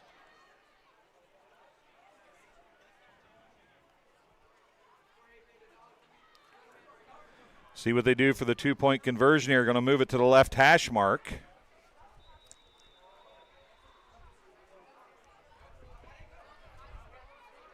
So the Cyclones are on the scoreboard.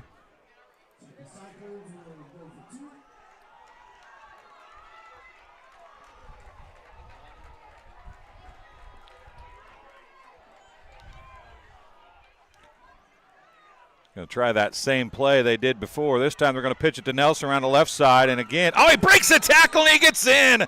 Austin Nelson, a 2-point conversion run. And the Cyclones, after the pick 6, find themselves down by just 6. With 4:53 to go, the Patriots will have the football back.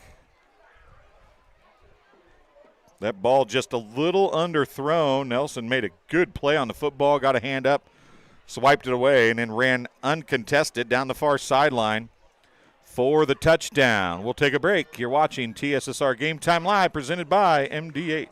I think the rewarding parts of my job are seeing people over time and seeing getting to know them and getting to know their families. And that's very exciting to see them and get them better over time, especially if I'm able to find out something that other places haven't. And that's kind of what drew me to family medicine. You know, I try to get along with people and treat them as I would my family. Do what we can to get the patients taken care of day in and day out.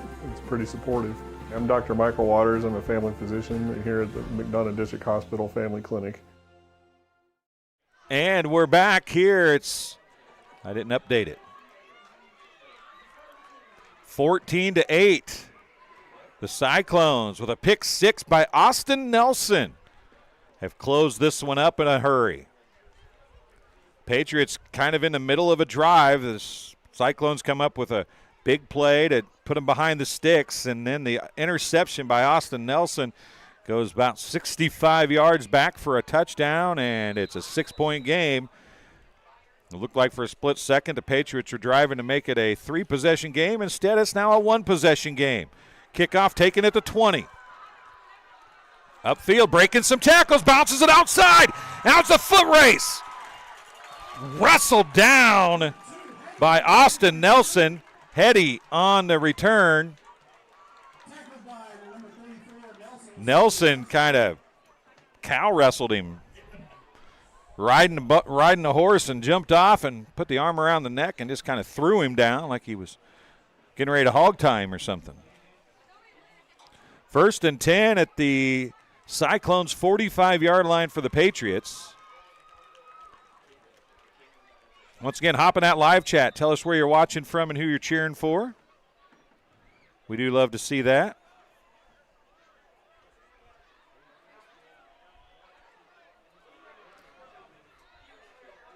Amboys leading 38-6 at the half.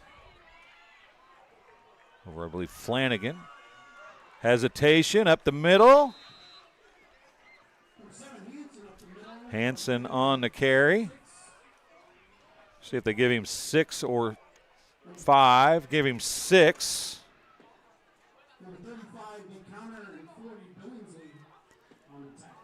To counter on the stop, among others.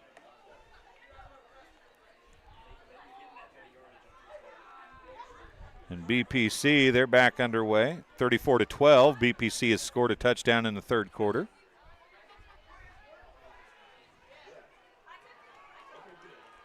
Coming near side, all alone, wide open down the far sideline. Shaver, touchdown Patriots. Shaver gets the, would that be a 39-yard touchdown run for Shaver with 3:55 to go.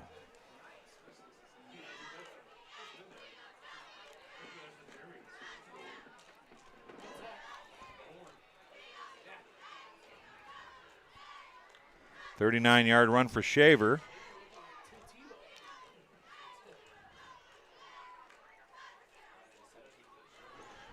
See what they do here for the 2-point conversion.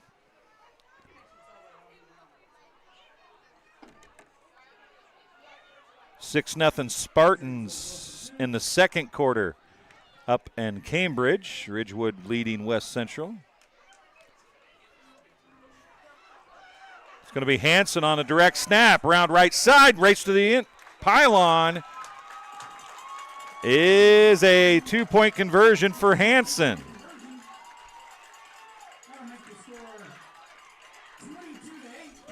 And just like that, the Patriots answer the 8-point touchdown by the Cyclones. Destiny Hurton, watching tonight, says, "Let's go Patriots." Thank you for joining us, Destiny.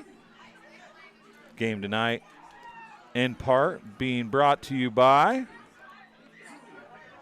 Country Financial Agent Brett Powell. Your farm is your legacy. As a leading farm insurer, Country Financial is here to protect it.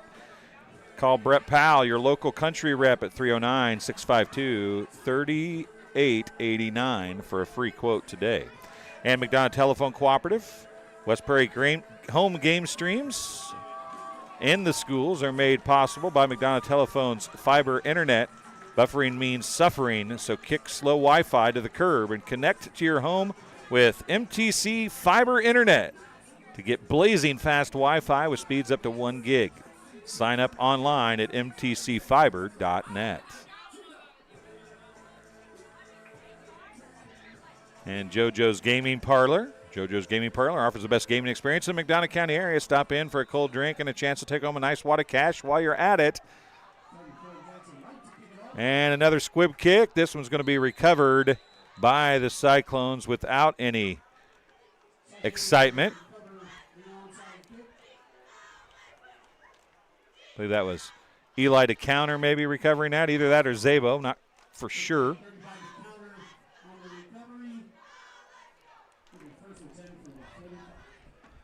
First and 10 for the Cyclones at their own 45-yard line. 3:52 to go in the third quarter. Again, 6-0 Ridgewood, and they're driving again. Well, looks like now that the Heat have the ball back. Both those teams 2-1, both in this division. Pass underneath to the 50. It's going to be to Nelson. A 5-yard completion. It's going to bring up second down and 5.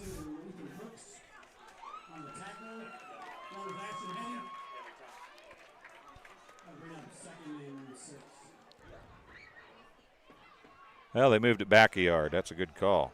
4-yard pass play.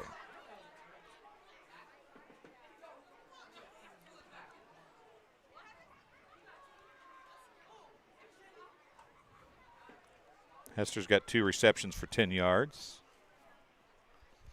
Clock runs, 3:08 to go in quarter number 3. It's a 2-possession game again, 22-8.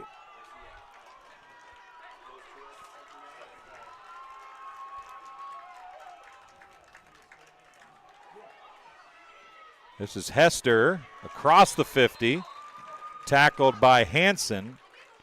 A gain of 2 or 3. We'll see where they mark it. Gain of 3. It's going to bring up third down and 2.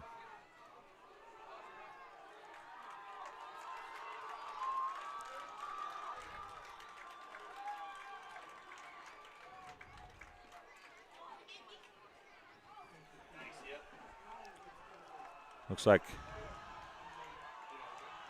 4 wide receivers again, too far, too near. Nelson, the quarterback, breaks a tackle, breaks another, sidesteps one. He's going to go. Touchdown, Austin Nelson. And a player down behind the play for the Patriots.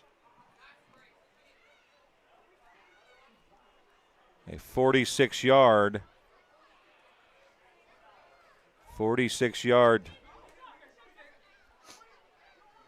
touchdown run for Nelson, but we are more concerned about the player down behind the play for the Patriots, as both coaching staffs out with him at the moment. 2:08 remaining in the third quarter.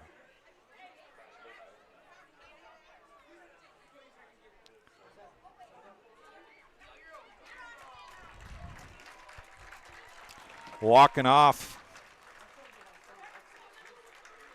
the field. I believe that's Hanson, number 7, able to get up and walk off under his own power. A 39-yard run.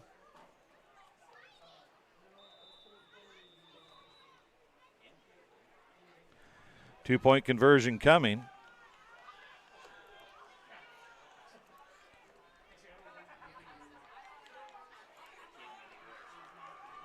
Cyclones back within 1 score. Want to make it a touchdown only if they can get a 2-point conversion here.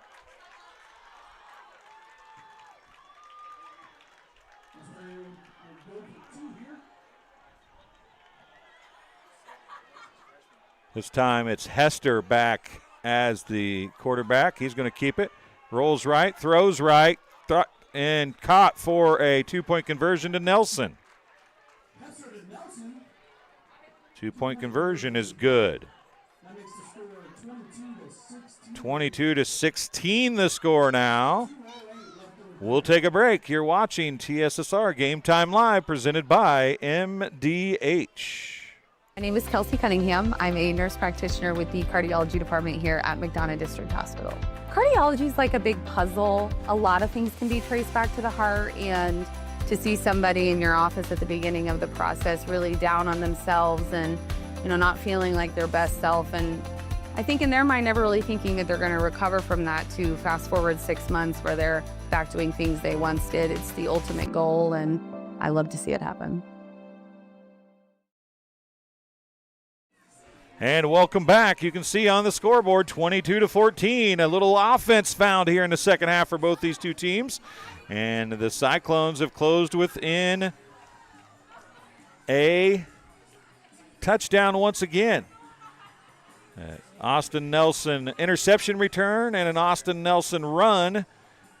And then an Austin Nelson two-point conversion and a pass from Hester to Nelson for a two-point conversion. I'll tell you the other touchdowns in a second here. Had another one picked up about the 20. And again, the return is Hetty, as he's going to be up near the 45. Looks like they're going to mark it at the 44-yard line. 1st and 10 Patriots at their own 44-yard line with 2:01 to go, I think is what the clock says. It is 2:01. Well, my glasses are blurry or I'm going blind. I can't. Oh, they're smudged up. That's what the problem is. Maybe I'll be able to actually see the players if I clean these things off, you think? Cassie, for the first time in her life, didn't have anything to say to me about that. Here we go. Holy smokes, that looks way different. I still can't see, but. Oh, bouncing it left side. Got a lot of running room. And Hetty goes from the 44, and I'm laughing because he might have got another 5 yards out of that, but instead of running to the sideline and getting as much as he could, he kind of hesitated and lowered his shoulder and just ran in to the defender. He's going down past the 30 to the 28-yard line. That is a 26-yard carry for Hetty. And it's 1st and 10.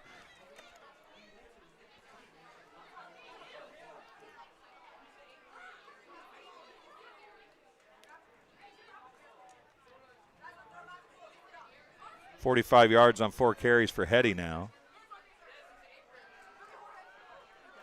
Keeping it right side, trying to round the corner. Shaver. You're going to call it no gain on the play.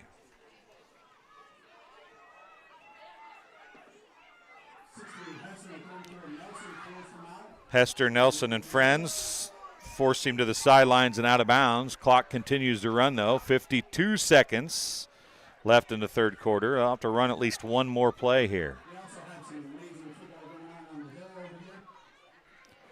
Spartans now lead 14-0.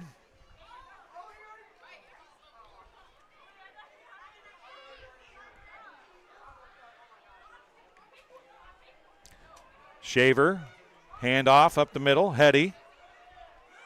Keeping the feet pumping. Still pumping. Not going down. He's getting pushed. Still moving the pile. Still moving the pile. Now he's going to get thrown backwards, and they're finally going to stop the play. He was hit about the line of scrimmage. He's going to get a gain of 3. 3rd and 7.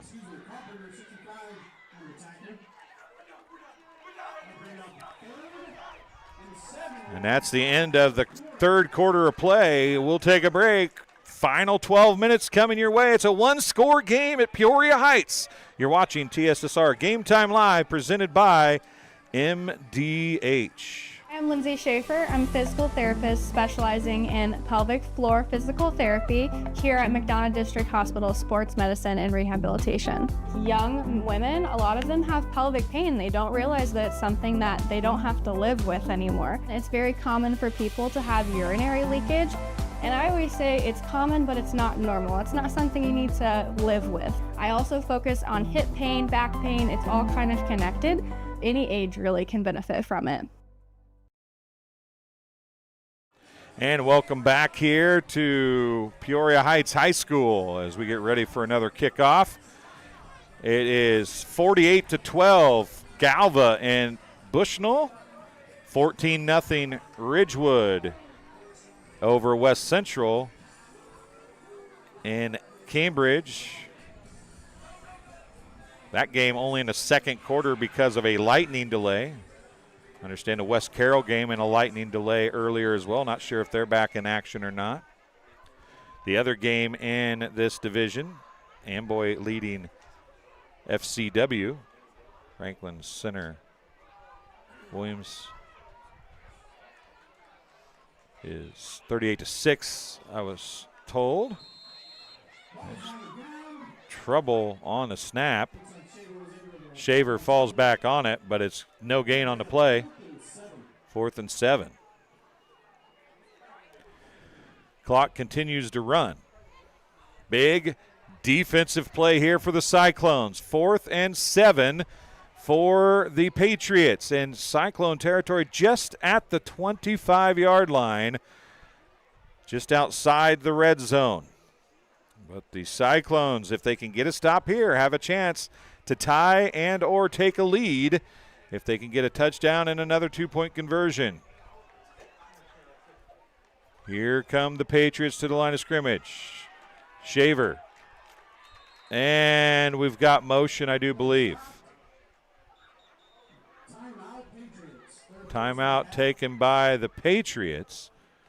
I thought there was going to be Jason Arthur in the house tonight. Are you saving lives tonight, Jason, or are you hanging out just watching some football on the TV? 11:09 to go, and we are in a timeout. This game in part tonight being brought to you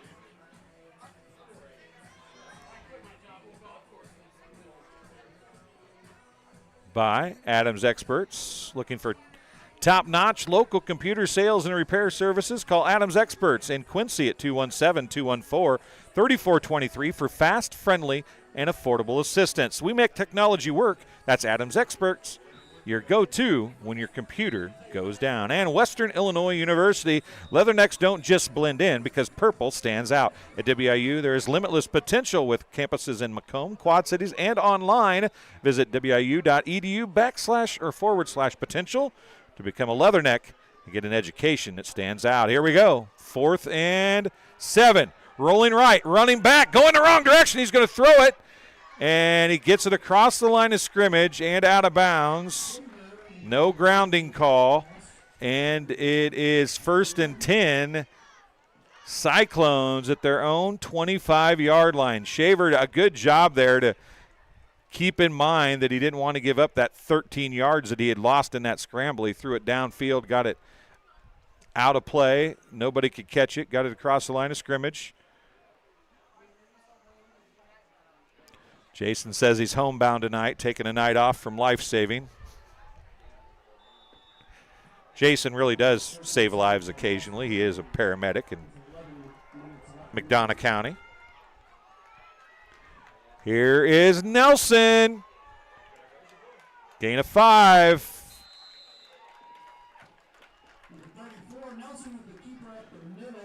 Nelson's going to go for a gain of 5. 2nd down and 5. Well, they're going to call that a little short maybe. See where they mark. Yeah, we'll give him the nose of the football on the line. We'll give him 5.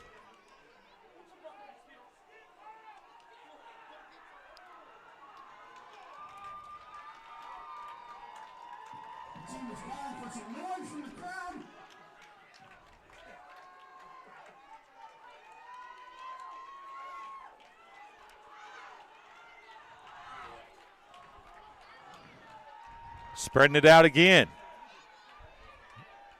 Coming left side this time. Cuts it upfield.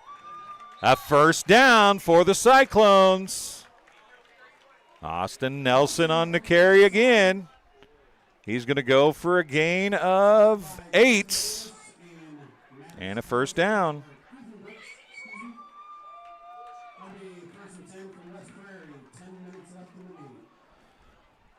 Just under 10 minutes to go in the fourth quarter. The Cyclones down by 6 at 22-16.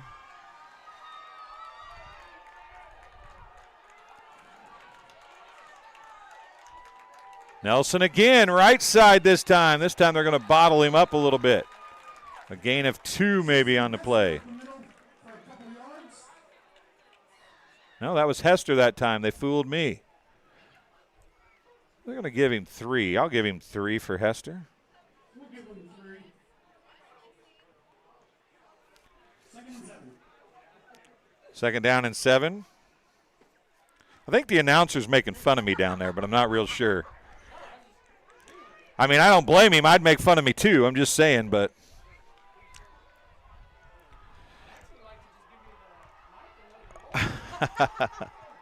Nine minutes to go. Here we go.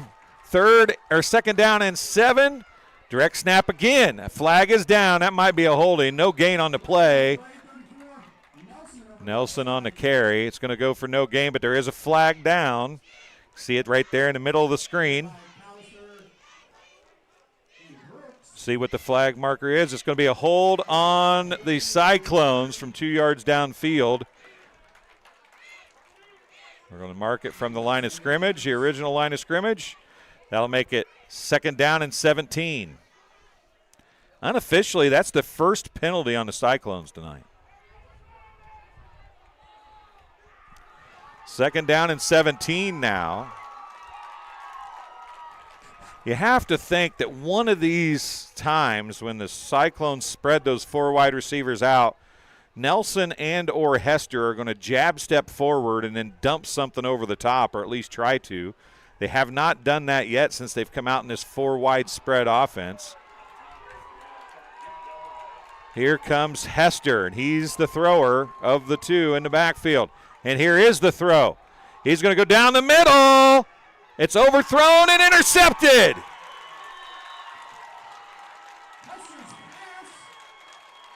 Davis. Kaysen Davis with the INT. Hester threw that into double coverage, and it was picked off by Kaysen Davis. First and 10 at their own 43-yard line for the Patriots. 8:19 to go in the fourth quarter. So I called that they were going to try to go over the top one of these times. They did, and it, unfortunately, for the Cyclones, did not work. Big defensive stand here for West Prairie Southeastern. Patriots, just as big of an offensive possession here. Shaver, handoff. And a big breakout. That might be Hansen. Coming off the field, down to the out runner. He's going to get pushed into the end zone by Austin Nelson. Hansen from 57 yards out. 57-yard touchdown. That'll put the Patriots up 28-16. Puts Hansen over 100 yards, 137 yards unofficially for Hansen. And a 59-yard touchdown run, or 57-yard touchdown run, excuse me, here in the fourth quarter. Hansen now has 137 yards tonight. 8:08. 2-point conversion coming here. Shaver going to keep it, rounds the corner, stiff arms Nelson, and gets in. A 2-point run for Shaver. And it's 30-16, back to a 2-possession game for the Patriots with 8:08 remaining.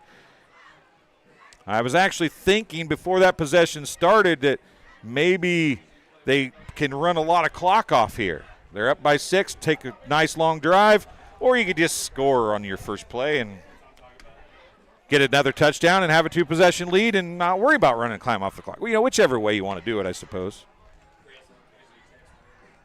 8:08 remaining, and it is back to a 2-possession game, as I said, for the Patriots. Both these teams, as you can see, 0-3 on the season, both wanting to get something going. 2 interceptions for the Cyclones, 1 interception that was a pick 6 for the Patriots. Those have been the only turnovers. Everything else has been punt or turnover on downs. I feel sorry for Cassie tonight, folks. I really do. This is probably the hardest place that we're going to record football from. And it's the first time she's done a football game, I do believe, isn't it? Oh, you did one other one, didn't you? That's right. Oh, yeah, but we were in a different spot then, weren't we?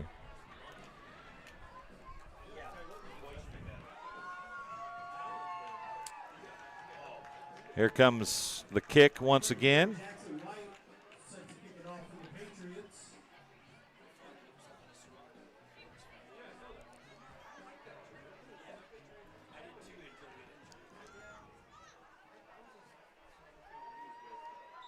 Get ready to kick. It's been onside all night long. I don't suspect we'll see anything different here.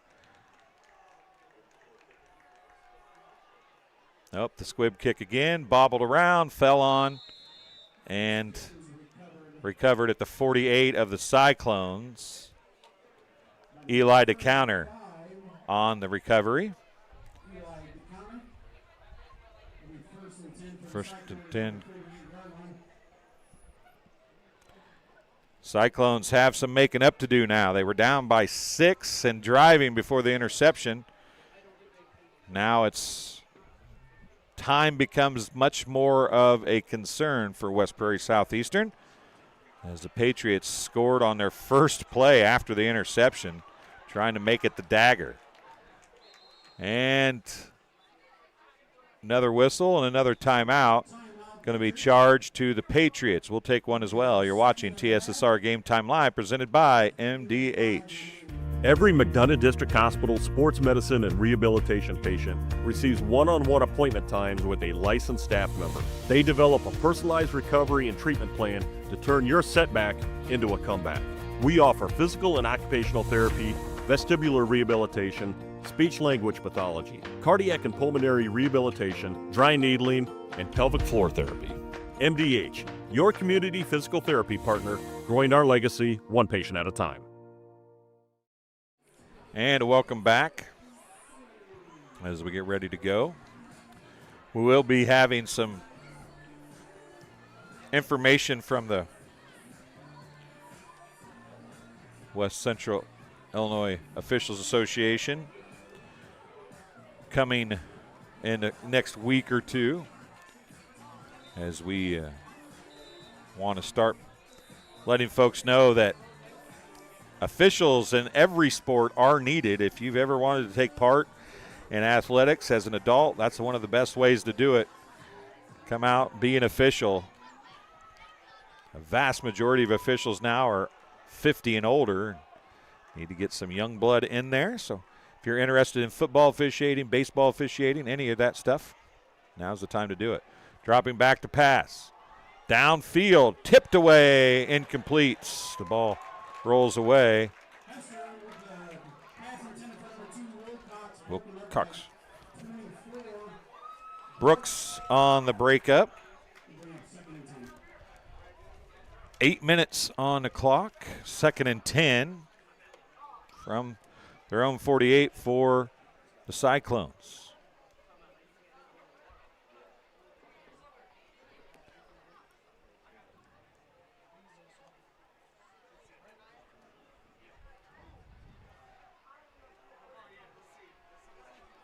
Eight minutes.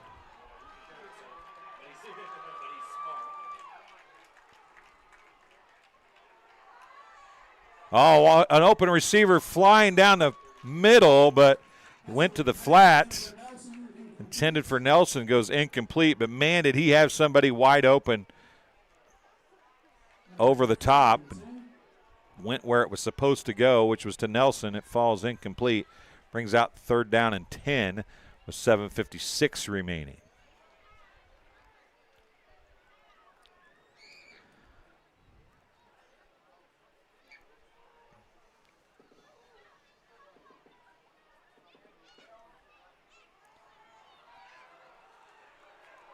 Two big downs here for the Cyclones. They're going to try that 4 linemen out to the left again.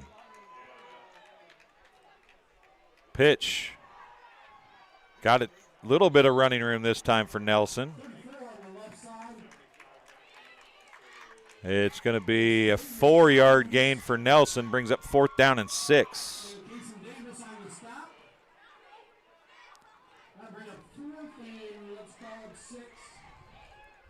7:51 remaining.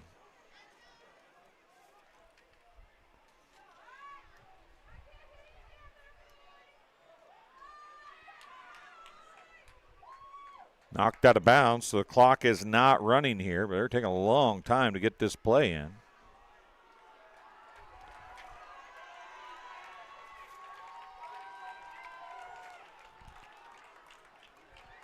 Nelson into the short, incomplete, or intercepted. Incomplete. Turnover on downs. 1st and 10 Patriots at their 48-yard line.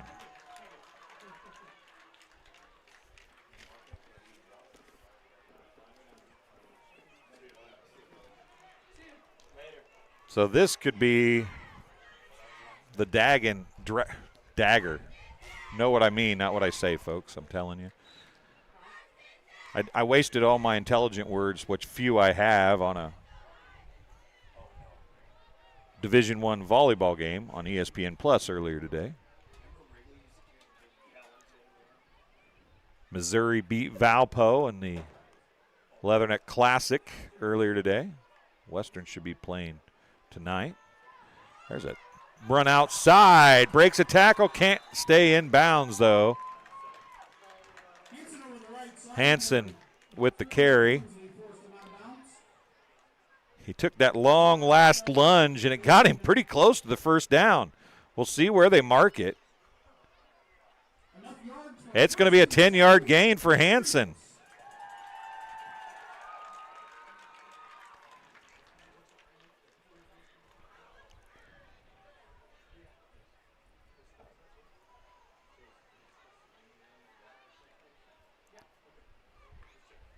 So the clock stopped again with 7:40. That's not what Peoria Heights wanted. They'd like to have the clock run. I formation behind Shaver. Fullback gets the ball, nothing doing there.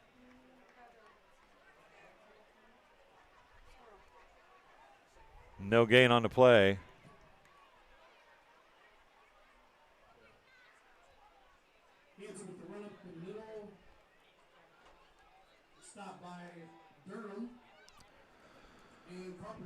Carpenter and Durham, the 2 tackles in there, big time stuffed in the middle. 2nd down and 10. Clock is running this time, so Patriots not in a big hurry. Up 2 scores with 7 minutes remaining in the 4th quarter.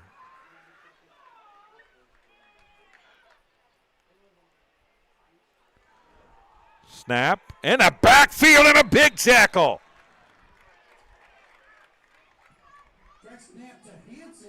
Hester with the big loss on the tackle. Hansen loses 6.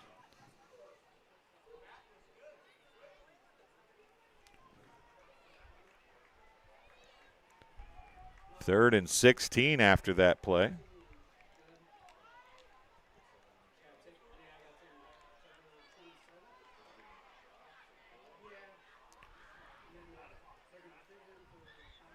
I formation, 1 wide out far side, Shaver under center.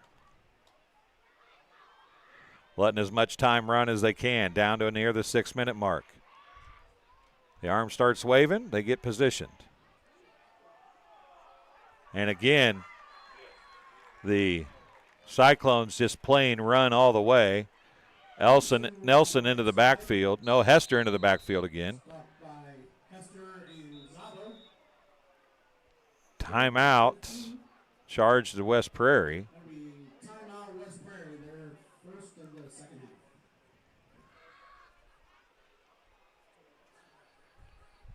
half. 5:45 to go here in the fourth quarter. This game being brought to you by Ryden Farm Supply, located in the heart of Walnut Grove and in business since 1974. Ryden Farm Supply can meet all your needs for LP seed, fertilizer, and farm chemicals. Their LP service is unmatched in this area, and as a customer, they'll take great care of you. Give them a call today at 309-772-3121. Also, a community news brief for all your local news. Subscribe to the community news briefs. Weekly editions. There's actually 2 editions per week now. They can get them mailed directly to your home, or you can apply online and get them electronically.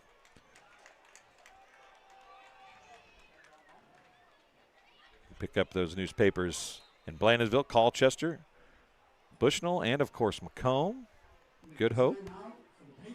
And after the timeout by the West Prairie Cyclones, the Patriots take a timeout as well.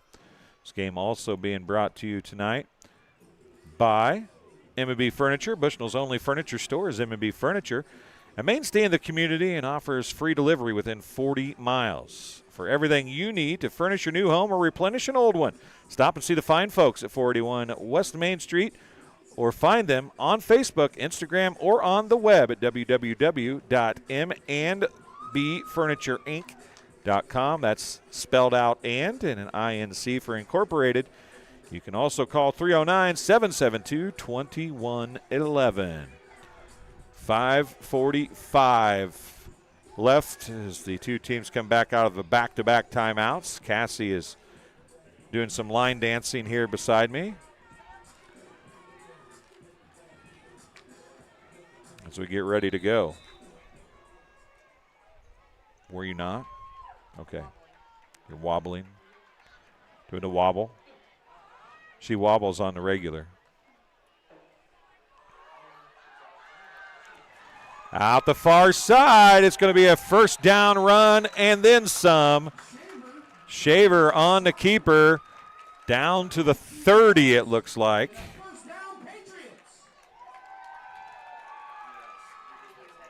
A 17, 18-yard run. Clock will run. Shaver gets 18 on the carry. First and 10. Oh, sorry. I just kicked Cassie. Now we got a wide out to the near side for the Patriots.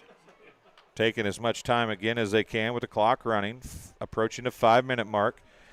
Arm is up and ticking at the 5-minute mark. Here comes the snap. Handoff, second back through. Hesitation and breaks a tackle. Finds a little bit of a hole and an 11-yard run for Hansen. Hansen on the carry up the middle. Gain of 11. First down, Patriots.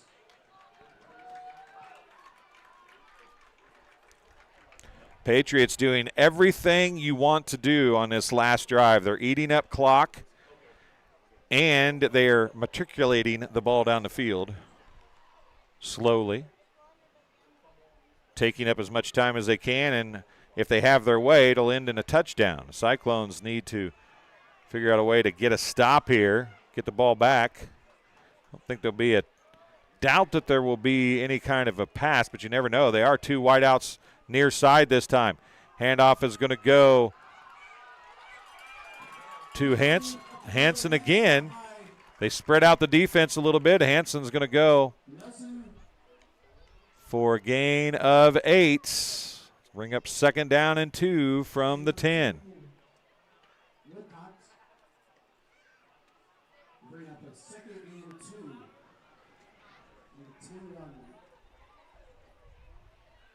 3:43 remaining. Shaver brings the play in.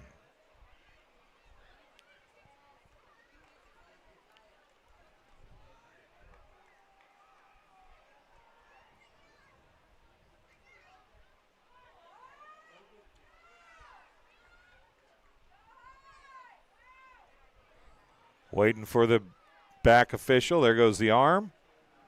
He'll take a snap with 3:15 remaining. Shaver's going to keep it. He's got a ton of running room. Around the corner. Can he stay in? He does. Touchdown, Peoria Heights. A 10-yard touchdown run for Shaver.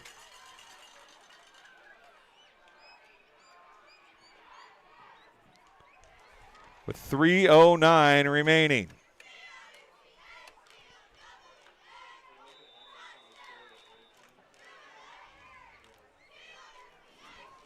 That may be the nail in the proverbial coffin with 3:09 left.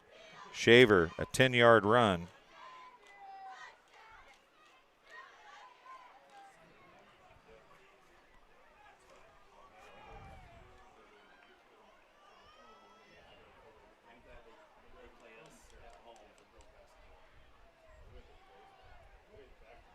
Same formation, this one. Nope, they're going to pass this time over the middle. No good. Pass failed.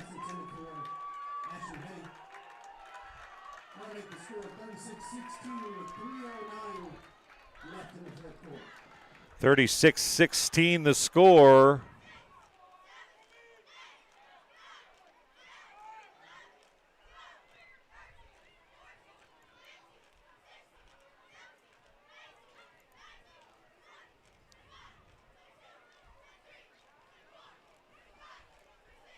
And we will take another break.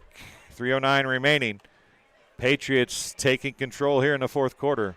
You're watching TSSR Game Time Live, presented by MDH.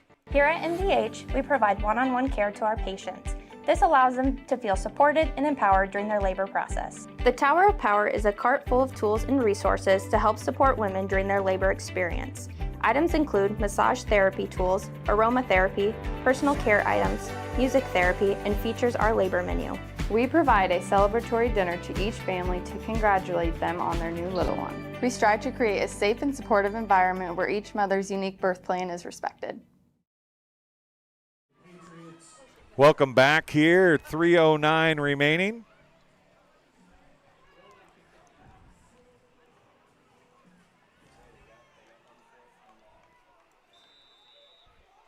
Antonio Guillen, I believe. Another squib kick. Missed and brought, finally covered up at about the 40-yard line by the Cyclones. On the recovery, number 40, Clarence Billingsley. 3:07 left.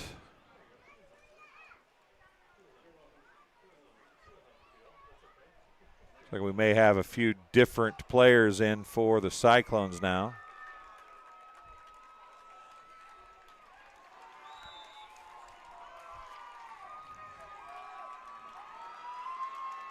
Emmanuel Barrientos is out there, number 11. Haven't seen that number, hadn't noticed it. Back into their normal formation here for the Cyclones. Nelson's still out there.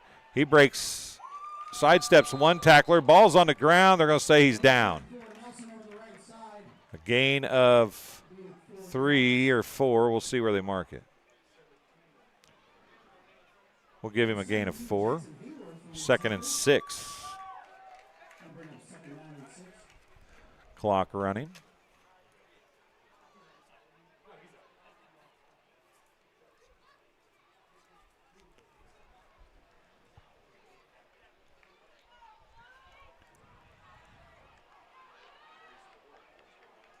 Four wides, too near, too far.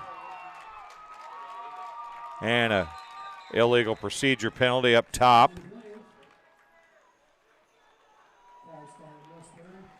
That's going to make it 2nd down and 11.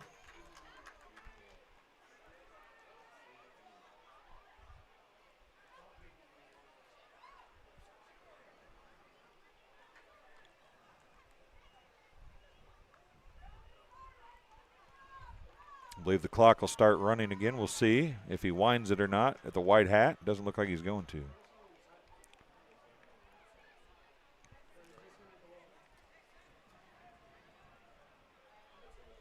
.219 left in this one.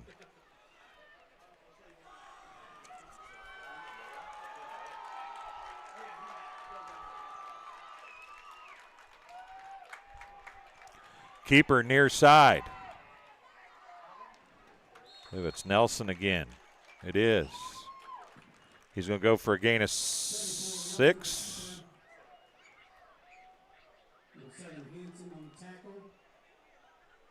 We'll give him 6.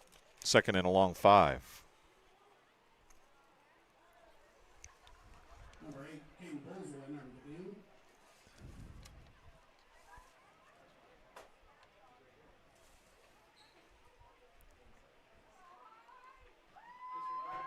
Burton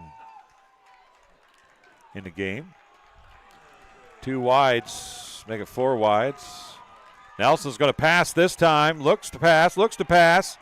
Throws it up, and he got hit just as he threw it. It's out of bounds, incomplete. Clock will stop with 1:28 remaining. Nelson with the incomplete pass, pressured by Shaver and Collins. They'll bring up 4th and 6.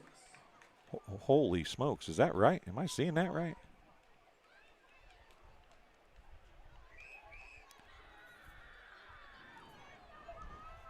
Galva gets BPC 70-12.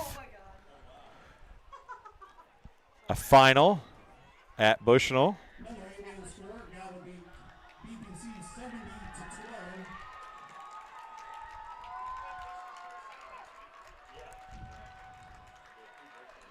And here comes back to pass against Hester downfield. He's got somebody behind the defense. Can't make the pass. Where on earth was that camera pointed? You were watching your phone. Don't lie. You were watching your phone.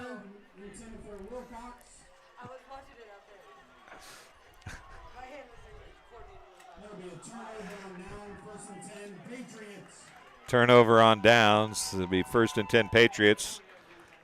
And if West Prairie Southeastern doesn't use their timeouts, they could run the clock out here with 3 snaps.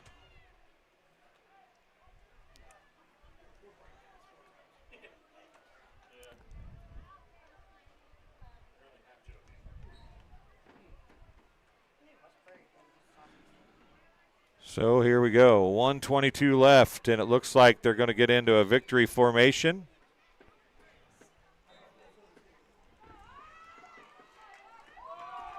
Clock is running. They'll have to snap it at least one more time.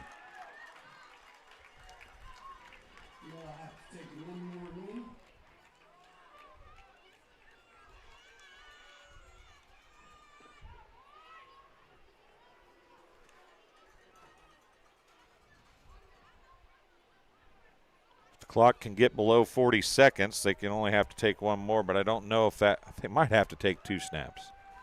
They're going to have to take 2 snaps. So it has to get below 40, and then they can take the last one.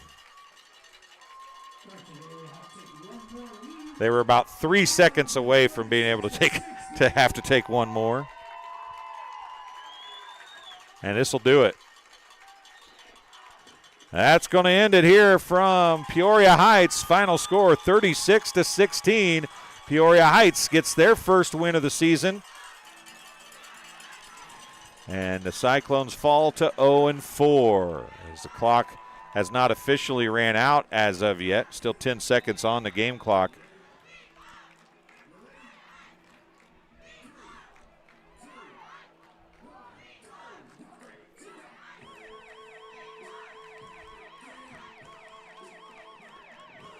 Hanson was the first one out there to shake hands, and the rest of the team was waiting over on the sideline. He's up there shaking hands as the two teams do the traditional handshake at midfield. Again, 36-6 the final. Here from Peoria Heights High School, we'll take a break. We'll come back in just a little bit with some very unofficial stats, and then we will hopefully have one or both of the coaches up here in just a little bit as the two teams go their opposite directions to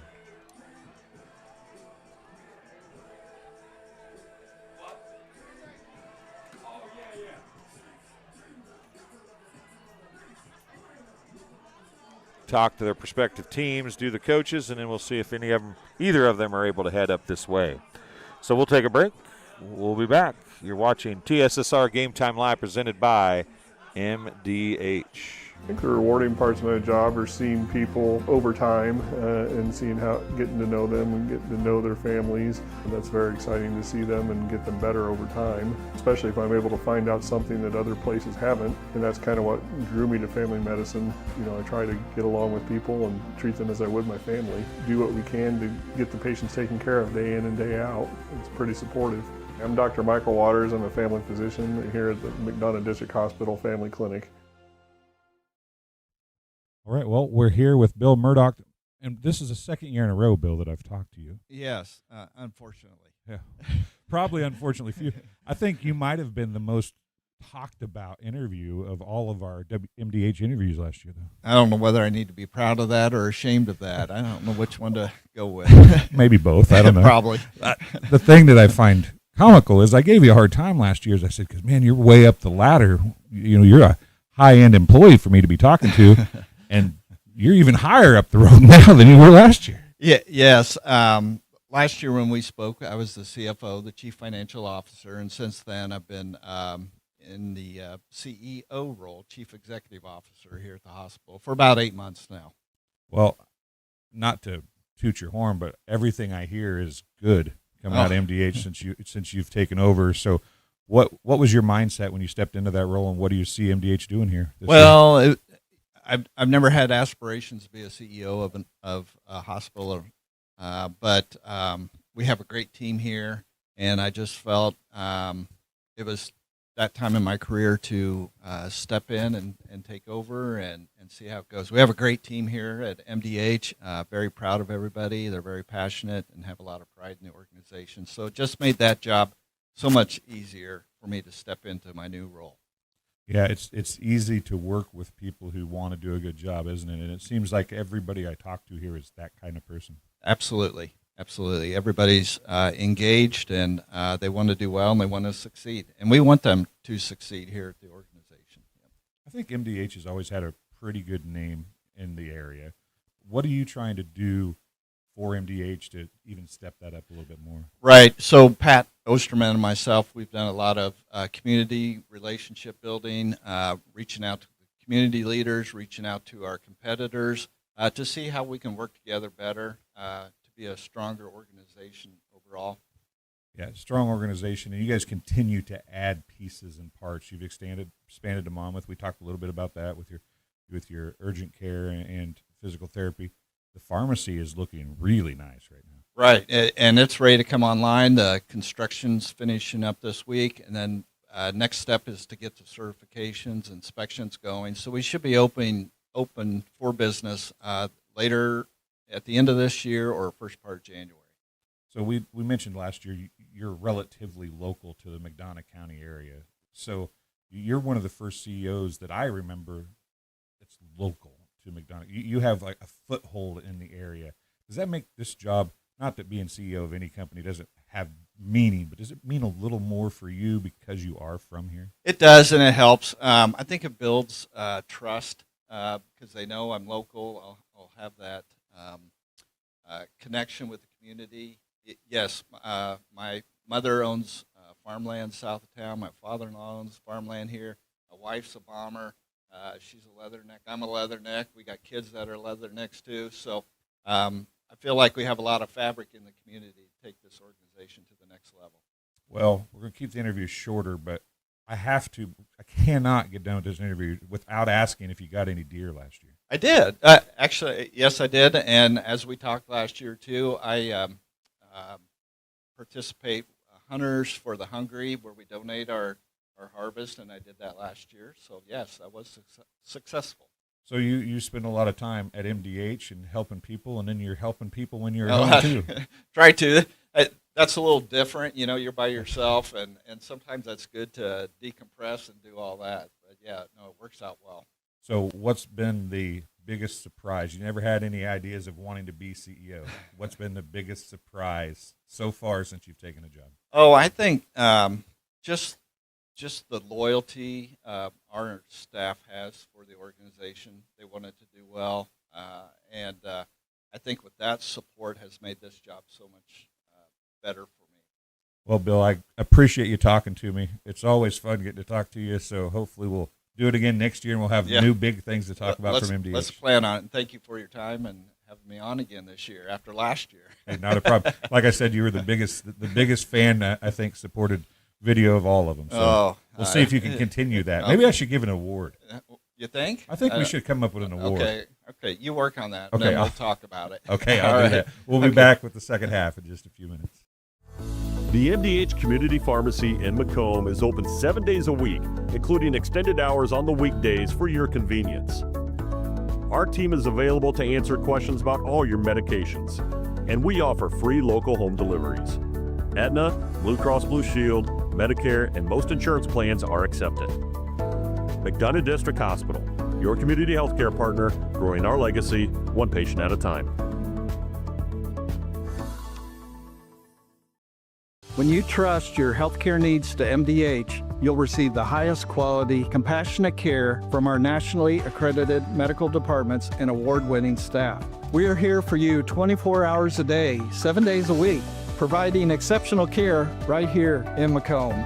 We also accept Aetna, HealthLink, Blue Cross Blue Shield, and most other insurance plans for your convenience. McDonough District Hospital, your regional healthcare partner, growing our legacy one patient at a time. And welcome back to Peoria Heights High School. Coach Parker, well, I tell you what, two teams 0-3 coming in. You kind of know that it's going to be heavily contested. Mm-hmm. You know, you talk to people, is it going to be an ugly game or a good game, because both teams have struggled, and it was actually a pretty well-played game, minus a few interceptions. Both teams took care of the ball. Other than that, they didn't have, neither one of you had very many penalties, and you guys just did a few more things than West Prairie could do. Yeah, I mean, it just comes down to those small parts of football that you have to win in those special moments, and we were lucky enough and blessed enough to be able to make those plays, and we had to make them. Hansen got banged up on an interception, I think. Was it on the interception he got banged up on? I can't remember. He got banged up, left the game, came back in, had a big run, and had some – you guys just did a really good job of possessing the football and taking advantage of broken tackles and open field when you had it. Yeah, I mean, that's what we strive for in practice. We talk to the kids about next play mentality, next guy up, going out and playing the best that we can. He's down, winning the down. This week was all about winning the down this week. We've had a lot of games where we've had a lot of turnovers. We haven't played clean football, and we had to play clean football to win this football game, and we luckily did. West Prairie Southeastern goes to 0-4, but they've got some kids on this team that can play some football, don't they? 34 is a dog. I saw him pregame, and I told him, I was like, hey, I'm going to need you to calm down tonight, okay? I'm going to need you to calm down. And in the game, I know I gave him a couple looks and a couple runs, and I'm like, with that kid on the field, you're always going to be into a game. You're always one play away from a score. So I'm happy we were able to kind of corral him. We knew going into this week that it was 34 bust. We had to find him every single play. Pre-snap, we literally all week, if you didn't point out where 34 was, we had a great scout team guy who came out and played 34 for us. And if they didn't point him out, every play they had up down. So we were doing everything we could to simulate him being on the field, and we had to find them every play. They struggled in the first half to move the football. Coach McCormick has been known to make some good halftime adjustments. Yes. He came out and spread you out, and that allowed Nelson to get some more room to run. And it did work for a while, but it looked like you guys made some subtle adjustments, and your kids started making some first touch tackles, and you kind of closed that up a little bit as the half went on. Yeah, we just, again, we kind of knew that was going to happen, and we knew from just years past is looking at all the film as we were kind of game planning, and we knew between that swinging gate they tried in the first half and also that 4 wide, we knew if he was at quarterback, he was probably going to try to run it, and if he was in the slot, then we knew that they were going to try to give him the ball in space and him break a tackle, and he's very capable of breaking the tackle and taking it to the house. You got a few kids capable of breaking tackles too, and they did that. I think The first touchdown was heady, I think, and that was a shovel pass, I think, wasn't it? It was a shovel pass. That's what it looked like to me, and then there was some discussion up here who it was and whether that's – but I thought it was shovel pass to Hetty. And then Hansen broke some tackles on his run. Shaver broke some tackles on his runs. Yes. They've all got touchdowns. I mean, you spread the wealth tonight. Yes. And I had our stats are really unofficial tonight, but I had you might know off the top of your head, but I had 160 yards on 14 carries for Hansen. Yeah, no, that kid is an Iron Man. He's the hardest working kid in our weight room. He's been working the job since he could work. He's that kid that if I have to tell anybody who should be playing next level football, it's that kid. He is going to be one heck of a linebacker for a college program next year. Before we get back to the game, talk about that a little bit. For any college coaches watching highlights or whatever, you and I have talked at I8FA meetings, and we went and ate barbecue after the last meeting here. This is still football, isn't it? And you can see kids like that will – doesn't matter if they're playing 11-man or 6-man or 17-man, whatever they want to play, they're going to be successful, aren't they? Yes, 100%. Again, football is football. You got to line up, you got to tackle, you got to run, you have to be tough, you have to be physical. As somebody who played college football, you can kind of see the kids who kind of got that making, who kind of got that extra oomph in their game that can contribute to the next level. And it's the work. Again, every college coach is going to put you into their scheme, is going to train you to play the way that they want you to play. But it's that work. That kid who can go into a program, who's going to put his nose down, going to live in the weight room. He's a 4.3 GPA student. He's in our National Honor Society. He's top 2 in our class, maybe number 1. He's a testament of what it means to work hard. And any program, he's going to go there and he's going to excel anywhere, whatever he does. Well, you've got – it seems like you guys always have a few big kids. Your quarterback is always the big kid. It's got some speed, but it's tough, can throw the ball just a little bit. And Shaver, I said Schaefer all night, Shaver kind of fits that mold again, doesn't he? Yeah, it's crazy because when Gabe came in, he was actually a guard. And we needed a couple years ago, we needed a guy to kind of start molding into a quarterback. As our senior quarterback, Cameron Williams, was the senior, was going to graduate. And Gabe is, again, he's one of the top in the class, hard-working kid. And we knew that if we just started training him and working him and do key things, you got to hand the ball off, you got to run the ball and run it, and you got to throw a couple passes. And he's honed that in over – last year was his first start at quarterback, and then this year he's really taking control of that offense, and we've kind of molded it and fit it to his style of play.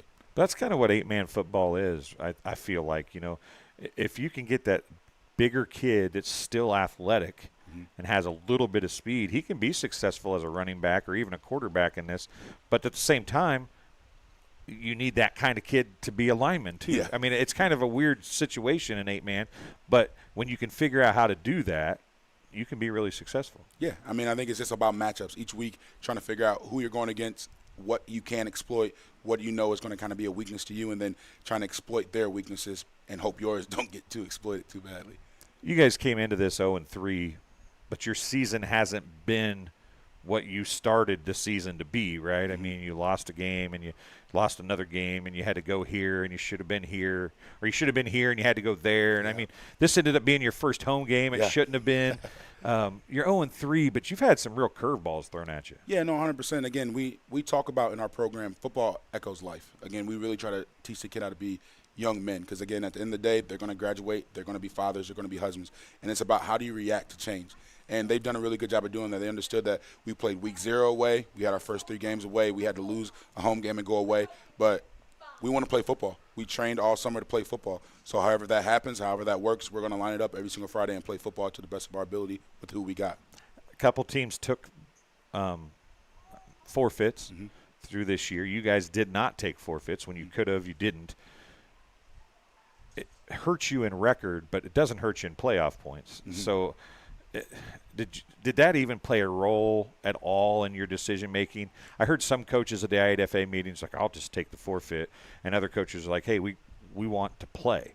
Is it? I mean, it sounds like you're the guy that says, I mean, we want to make the playoffs. That's our ultimate goal, but we're here to play football. Exactly. It's football. And at the end of the day, I want our kids – you have 9 finite games a year. Definitely for my senior class who's earned the right to play 9 games. And every year before this, we've had some curveballs thrown at us where we have to do different things, whether we double up or we lose a game. And I want to play football. They want to play football, and they deserve it. So if we had to play somebody wherever we were going to do it, we're going to line it up and do the best we can do and play that game. You're 1-3, but the way the I8FA works, there were some 4 and 5 teams that got in, a couple of them last year. Make 5 and 4. You're not out of the playoff picture yet, and you've got some games that I think you feel like you can win. So you got Amboy yet, and you got FCW yet.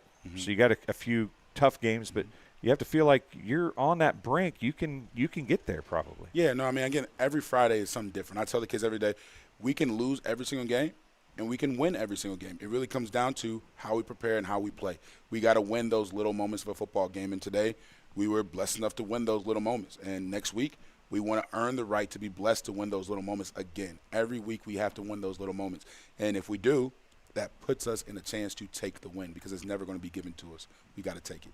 Well, a game like this probably helps next week, doesn't Yes, it? I mean, 100%. especially with the crowd that was here and the cheering that came as they came up the bleachers. This is a special kind of football field, too. I mean, your kids walk right down through the crowd to get in. They walk right through the crowd on the steps to get out. They're in their fan base. And tonight, their first time at home, they got to walk through a very happy fan base. That has to help you going into next week, doesn't it? Yeah, but the mentality, again, got to go 1-0 each week. And I know that's a cliche. I think everybody kind of says that a little bit, 1-0, but we've really been preaching that. It's like, okay, we got to go into film on Monday. Trust me, Henry Hansen knows he can have a good game, and I will still find the couple plays that he did not do so good, and I'm going to point it out. Gabe Shaver knows he can have a good game, and he had a couple TFLs today, moving him from linebacker, moving to D-line, and I'm still going to find the plays where he did not do what he was supposed to do, and I'm going to point that out. So we got to get prepared for BPC next week. We're going to be back on the road, and we have not won a game on the road this year. So we have to go and do that, and then we come back and we got a tough line of games that we got to get prepared for and win those games. So 1-0 each week. Well, Coach, I thank you for coming up and talking to us. Congratulations on the homecoming win, albeit your first home game of the year. But we appreciate you coming up and talking and letting us be here, and good luck the rest of the year. We'll see you next week. I won't be there, but we will see you next week at Bushnell. So tell everybody that isn't coming they can get an eye on you anyway. Oh, yeah. I tell my parents, I tell my mom, my dad, everybody around to come check it out. So you better tell your mom hi. She hasn't said anything to me tonight in a live chat, but you better tell them hi before we get off here. Hey, Ma, I love you. I'll see you tomorrow. Going to Indianapolis to go see you. Love you. See you later. All right. Well, Coach, congratulations. I appreciate you coming up and talk to us. Appreciate That'll do it from Peoria Heights, 36-16 the final. Patriots get their first win of the season. We will talk to you later. And Peoria Heights is at Bushnell here on TSSR Game Time Live, presented by MDH next week. We'll see you then. Bye.